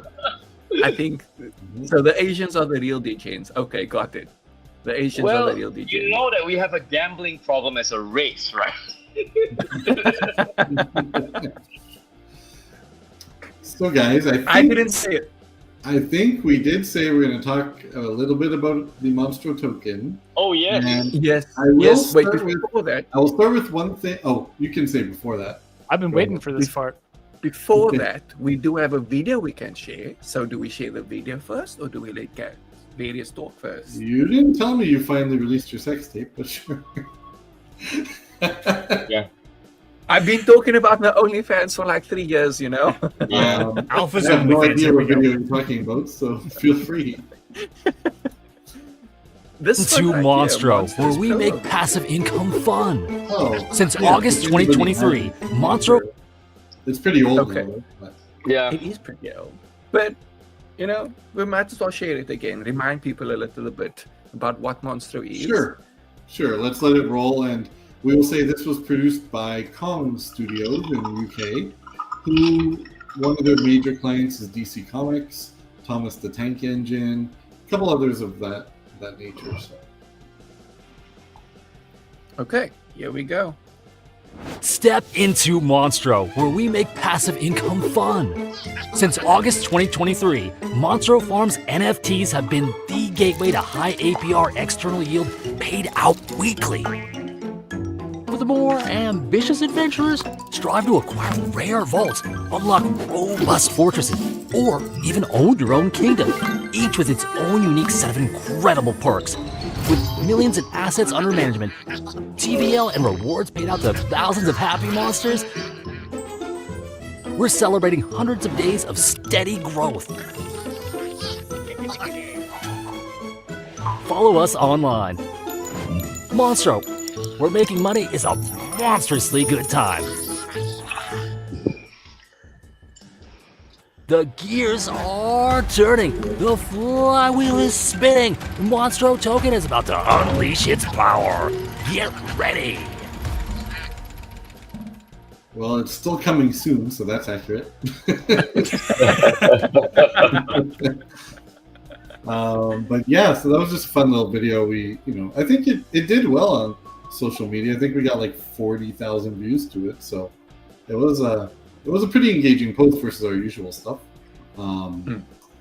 But yeah, that's something we wanted to do. Just eventually, we want to have every product have its own little video, but they are costly, they are time consuming, right, to do those. So we said it's not the right moment to spend budget on those type of things, but we wanted to have one main video, and hope you guys like where it faded to black, and then the post credits scene was about the token.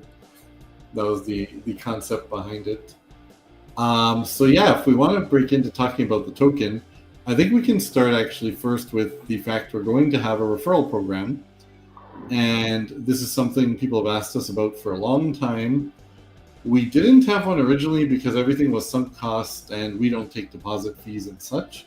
So it's very hard. Nobody really wanted to get paid on rev share over time. They wanted money up front, but there's no money to give them up front unless we figure out a cash flow system. So we have now found a way with what the token's going to have, which is staking. It still is rev share over time. You're not getting money up front, but effectively we found a system that also embraced the number one problem a lot of crypto projects have, which is self-referrals. So I'm sure anyone who's run a project who tried to have referrals knows it's very easy to refer yourself in the crypto space on the blockchain. You know, you can have a burner wallet, you can have whatever. So we've basically figured out a way where it's always a constant rolling period of activity as far as capping how much you can earn off of what you've referred. So we do let anybody who's not referred, they automatically self-refer. But your earnings, basically every 30 days, every 4-week rolling period, depend on what have you referred lately. So if you referred yourself to buy a $100,000 castle, that's great for the first couple of weeks. You will be paid as a referrer. But then if you do nothing, well, 0 times whatever your cap would be is 0. So if you only refer $5, I think the cap is 20x. So you will be eligible to earn on $100 of your 100K castle, right? And then if next week you refer you refer a vault, your friend buys a vault. Well, now you have 10,000 referred with the 20x cap is up to 200 grand. So it's going to go week by week, but this is the way we found the most fair, where now we can turn self-referrals from a problem into something we promote and tell the people, look, you're going to get it. It's automatic if you don't have a real referral, but you have to be active just like the ones referring people do in order to basically prevent all the abuse in gaming and such with it. So we're pretty happy with how the rules of it came out, and we think this will be great for people who, you know, they just like referring people and they want to get a little cut. And if they only do it one time, they can't live off that gravy train forever. They still need to be active, essentially. So I guess, you know, as a project founder here at AJ, and maybe Jordan, you guys are the guys to ask, do you guys in any of your stuff have referral programs, and how have you gone about maybe making them work? Go ahead, Jay. You first. Jordan. Yeah. So the way that our we're actually developing kind of an innovative referral system, because it's actually going to be all on chain via hybrid NFTs, and so you have to engage with our system through different tokens, like different partner tokens, and be able to wrap those into hybrid NFTs that represent those types of, on-chain like engagements, like you did XYZ. So that's kind of the way that we're doing it. Now, yes, you could kind of like self-refer. We are looking into another platform though, and I've got like 80 tabs up right now. Let me see if I can find the link to yeah, I do. It's like a tab apocalypse up there. But and I might have even taken it down because I'll try to clean up, throughout the day. Yeah. But I have it in the bookmarks. But there's a really great on-chain referral system that can integrate into any platform or any type of tech, on-chain. And so we're looking into that right now to see about, kind of like mitigating, because, another big thing with referral systems, right? It's obviously the gaming of the system. And then you really need to know, like, you want to know who those users are, right? And so there's different platforms that are allowing you to kind of like understand who that user is, what they do on chain, all those things. And you can kind of target your referrals too, like target the different target markets and people that you want to come and do referrals and work with your system. So yeah, I'll have more information for you probably in like 2 or 3 weeks on that. Yeah, for us, I mean, we've always tried to stay away from referrals. I mean, obviously it hurts the bottom line unless it's done in a more sustainable way. So right now, between all of our ecosystems, the only quote unquote referral system we have is actually a white label service. So this was something that we were going to offer with our infamous contract called Detonator. We're doing Detonator as a service, but obviously we realized that wasn't really sustainable, and we didn't want to promote a product that wouldn't be lasting forever. So now we're actually doing a white label service for bonds, And if a community can bring at least a couple of $100,000 in TVL, we can do a revenue share on the yield. So again, we never touch principal. Like you said, Various, we never take a fee. That comes out as a referral fee, either on deposits or withdrawals. We really try to do it through the real yield, and it's been working. We have a few white labels that are doing really well. And we're also working on a way to do it without it being a separate product, but you're still getting a cut from the yield in our core treasury bond. So yeah, I mean, referrals are really, really powerful, but you just got to be super careful with the gamification of it, which it sounds like you guys have put a lot of thought into. We're I don't know, a lot of us in this room might be drip OGs. That was the ultimate referral system, and MLM meets crypto, but yeah, we stay away from that for sure. Yeah, just for the record, we're only doing one level direct. There's no multi levels to this referral system, but yeah, our biggest concern was self referrals are just going to steal money essentially, and very hard to block. But now, no, the most they can steal is for like 3 weeks, so it's very minimal, right? If like let's say 5% off the, because they're not referring actively, okay, 5% for a couple of weeks off of the yield of their own stuff is a very small fee to eat. To be able to promote, we encourage self referrals, unlike everyone else. So it just turns into a cashback, right? If you self-refer, it's basically a cashback, a one-off cashback. Yeah, very small amount, because it's a percentage of the yield that your own stuff is making. So it's like a mini cashback, if you want to call it that, or a rake back in poker, or whatever way you want to look at it, loyalty programs and whatnot. You're probably only going to end up net with 2-3% back. Oh, but if you're somebody big like this down home crypto guy with 5.84K subscribers, he makes 5% of everybody who hopefully buys in the token. Yeah, if you're a real referrer, then it obviously can be very lucrative for you. But if you're just self-referring, the damage is very minimal, and we thought, you know what, that gets rid of the entire headache of trying to prevent it. Nobody wants to get into fighting Sybil and proof of humanity and all these kinds of things that overcomplicate. Yeah. So. Hey, so this might be Serenity's way to finally get rich, make his first million. There you go. Yeah, I'm retiring on Monstros. Here we go. I want to see those referral codes on your videos, Serenity. Absolutely. Hey, it's too bad none of our current NFTs have a referral, eh? Because I feel like we'd have a lot more people going around spreading the Monstro gospel. But because of the way it works, that doesn't really work. Though we did have something like that, didn't we? With the $5 during the farms. Yeah, there was a little bit of gamification on the farms, predicting the next series when we didn't have a single one. But we had very aggressive referrals on Degens because of the type of app it was. And even that disappointed me as far as who used the referrals. It was mostly our own mods and team members. It did not attract. None of the influencers we worked with really were pushing the code or willing to push it.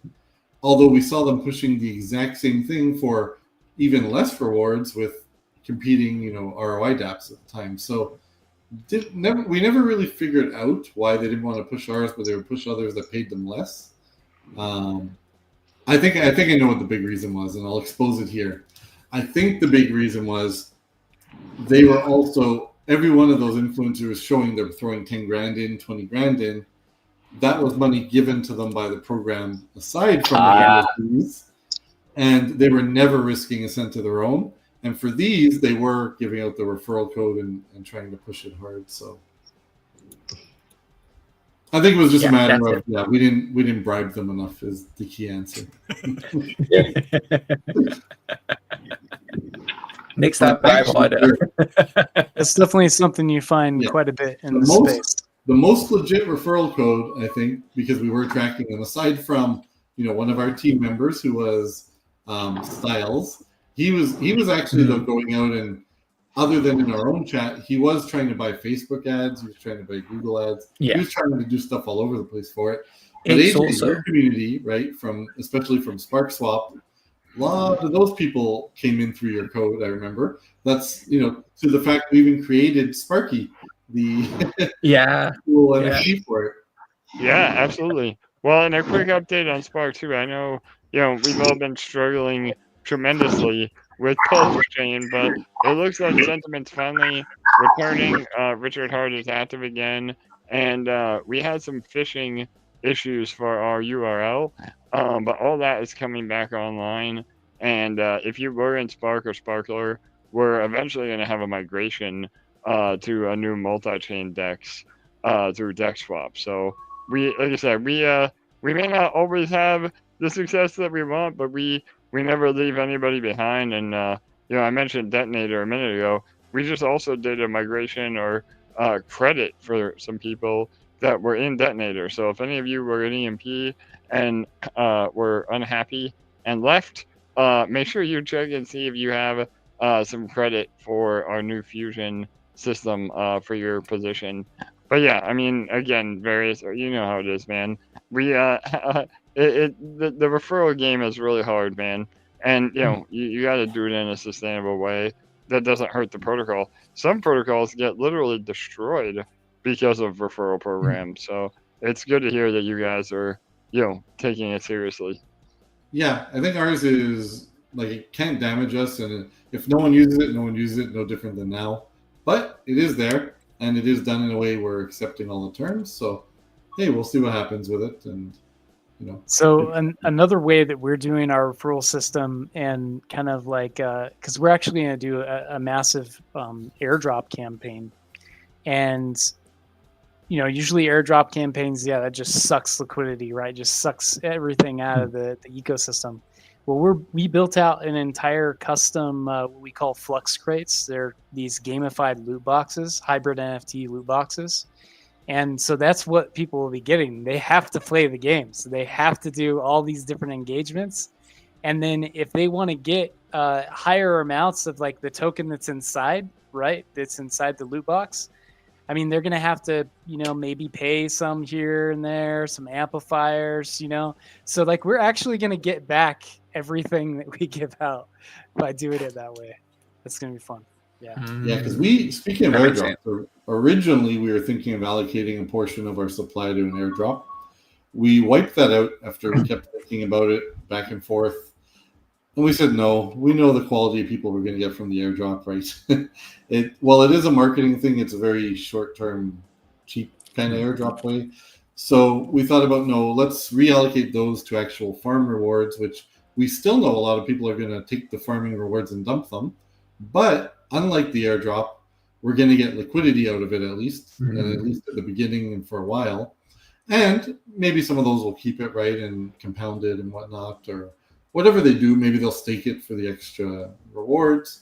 But at least that way we can attract immediate liquidity, which is much more important than some users who are just getting an airdrop, dumping it, and moving on to the next project. So we decided 0 airdrop for Monstro token. There are allocations, of course, for the Lazarus Pit people, some of the other ecosystems from our past. Everybody we're trying to provide value to have allocations, but these have a full real-time vesting system over 2 years. There's a lot to it, so I would recommend our wiki to anybody who wants to check this out. Maybe Alpha, you can drop the wiki link to the Monstro section. I'm way ahead of you. I've dropped it like 5-10 minutes ago. It's in the comments. I'm looking at this chat, but we'll do it again. Yeah. So, are we gonna drop any alpha for the people that actually stuck the entire stream? I mean, I wanted to bring up the designs of it, but the front end guy is still working on integrating them. So in the near future, we can have something to walk through the designs. It's not alpha, but we will have it all up on testnet and let the community start testing it, because there's a lot of moving parts to this between the staking, the vesting, the referral program, right? There's six new contracts effectively, and there's about 1,600 unit tests covering those contracts. So there's a lot of functions to to test, and it's something where there's probably going to be edge cases, right, that we'll never think of. So yeah, we'll let the community actually test this one, give us their feedback. Maybe they also have feedback of just things that are not easy or confusing as far as UI UX. So we've never done a public open beta kind of for anything. This will be the first time we do that. And once that's done, we're pretty much ready as soon as we see the market is about to hit alt season. We're going to do very quick burst marketing. It won't be a long drawn out thing. We want to hit people hard and fast, lead into the pre-sale. There's only 72 hours for the pre-sale. And then there's the TGE. So there's no, hey, I bought in the pre-sale, now I'm waiting 8 months for my TGE. Because I didn't know people still do those, but apparently they do because I've seen some lately. Other than that, there's no real alpha to drop. We pretty much detail it really nicely in there. Other than we're constantly talking to other base communities, trying to get anything that will help us with awareness, right? And can we do some co-marketing or can we do anything? We're slowly making our way through the base team, but they're the most unhelpful people I can probably have spoken to. But we, even the circle people are more helpful now. For legal reasons, they can't promote a token sale, but they can retweet things like us saying that USDC is the exclusive currency of the thing. So there's ways they're going to be able to give us a little bit of help. Base team to date have been completely unhelpful, but maybe if we keep pushing, we'll find a way to crack them. Maybe. Maybe. I'm probably going to intercept them during CoinFest in 10 days. So, yeah, they will have a base side event. I think they call it base summer or something like that. Well, yeah. Yeah, every day is day one, right, at base? Yeah, I'll be meeting the team at On-Chain Summit and discussing different things. But I mean, I'll keep two of you. I'll keep you guys in mind. So the other part of that is that, are you thinking about doing potentially a Zora activation for Monstro? Are you thinking about doing something like, because they're kind of like following everybody that's following that train right now, and so we kind of helping to support those. So we haven't looked at Zora enough.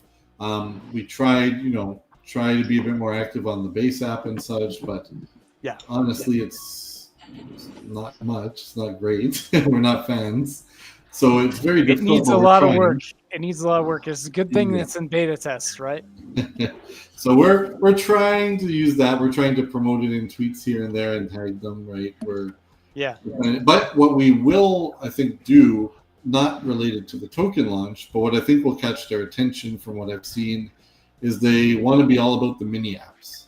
Yes. And if we can build a nice mini app that ties in to either some of our future products, which I think would work well for it, or find a way to build one that makes sense to tie into our current stuff, that might be the channel we can take to try to get more support from them.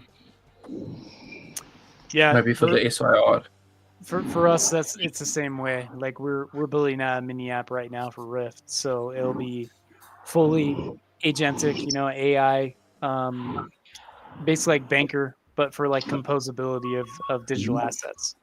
And so you'll be able to go like on different journeys, and it'll teach you all these different ways to use tokens and NFTs and RWAs and all that stuff, and then it'll deploy everything for you too through our protocol.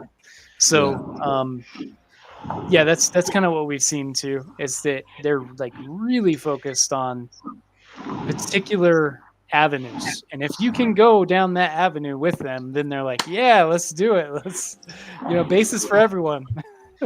Yep. There are things I think they also want to push their creator coins nonstop. Maybe something like, we have our smart yield router.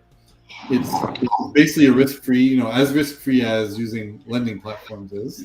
There could be exploits, of course, but let's say if we made that a mini app, you have money in your Coinbase wallet, your wallet, whatever, in the app. If you just one-click stake it into our yield, we can add that.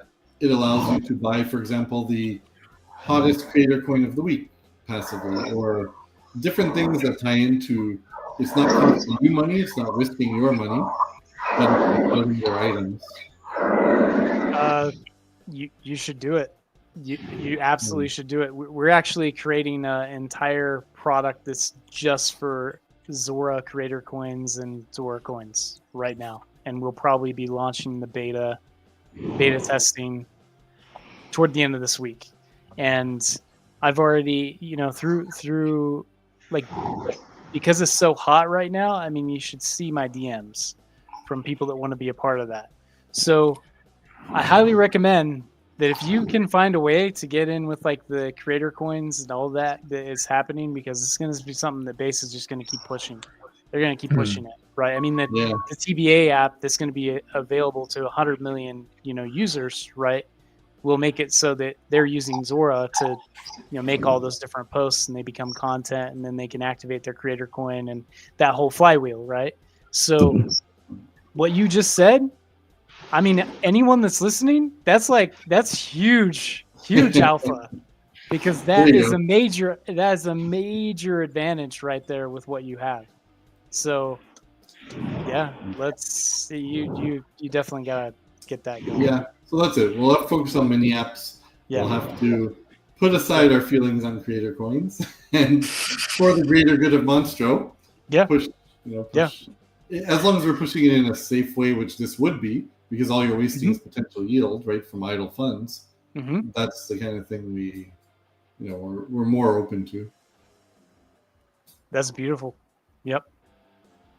I think I had no idea. You had that. So I know a lot of the big creator coins right now. Like so we'll talk more.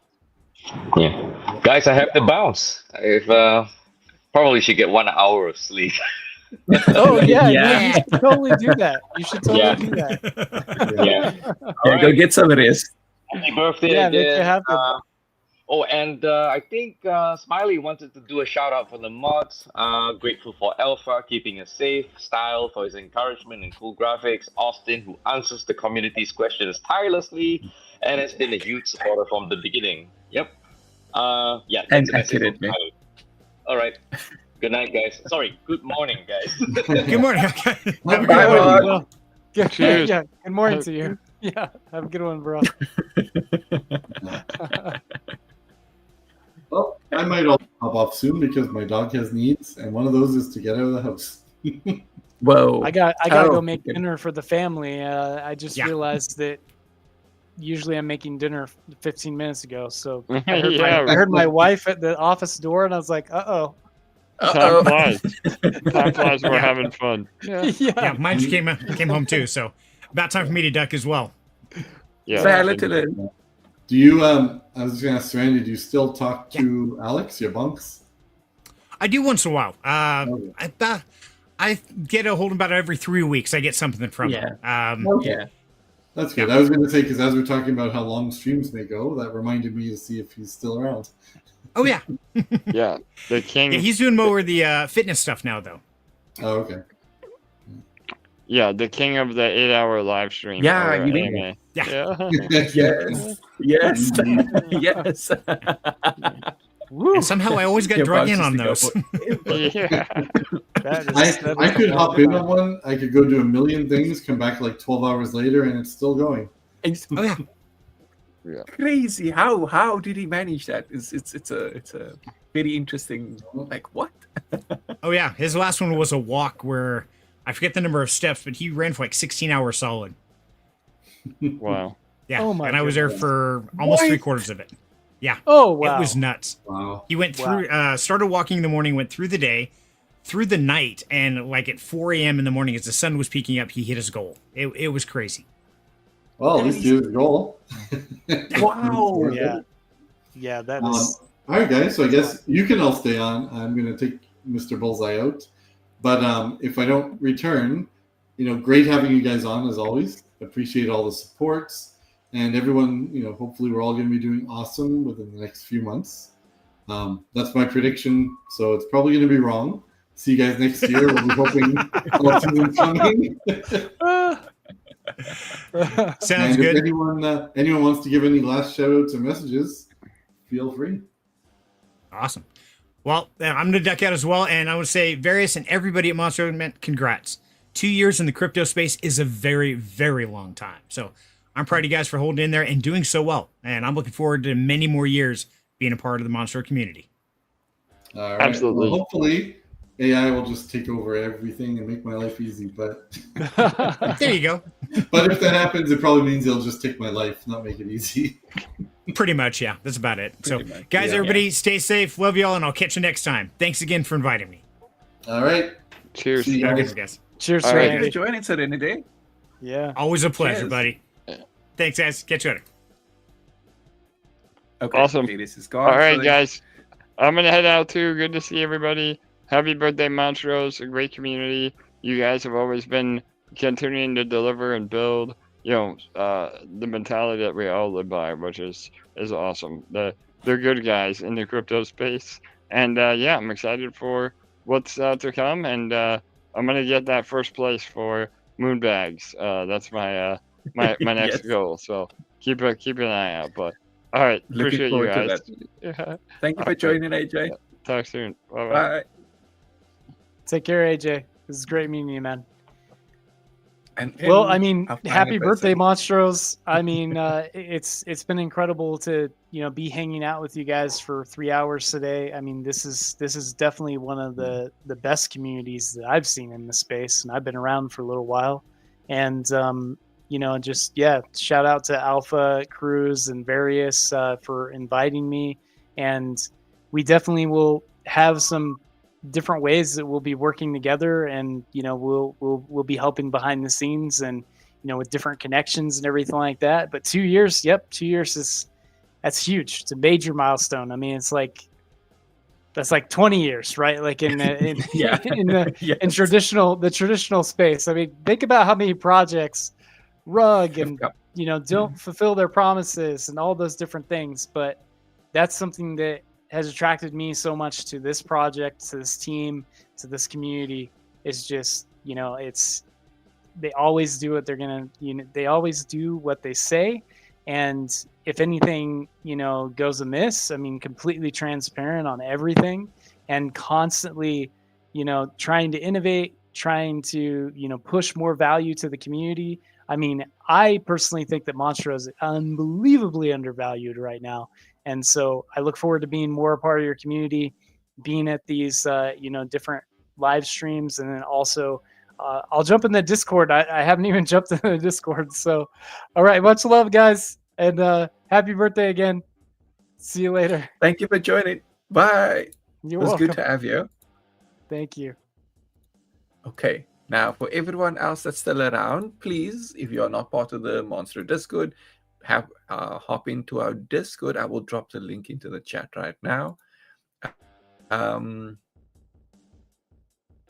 Over there, you can, if you have any questions on our token, for example, or anything related to Monster, you can have an ask there. Someone will answer you. Whether it's me, whether it's Various, but someone will answer you.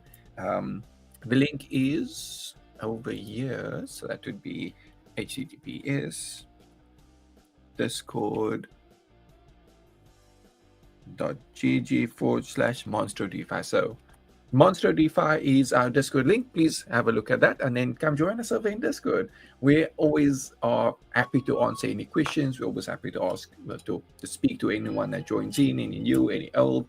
But yeah, we're just an all-around really fun little community. Not the most active, but hope to see you there. Thank you for joining. Thank you for staying with us for 3 whole hours, for those that have stayed here from the beginning. And anyone that had to dip out, thank you for being part of the show, for commenting, for anyone that has been here. And also, don't forget to like and subscribe. So when we do another event at some point, probably closer to when we launch our token, I hope to see you again here. And that will be it.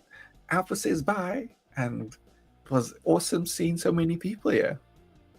5 minutes of recovery. Yeah, it has been an amazing journey. Thank you. Thank you everyone that has been here from the beginning, and anyone that has come, somewhere halfway through everything. I hope you've found Monstro to be a really good investment and you enjoy our community. Okay, and that will be it. Bye.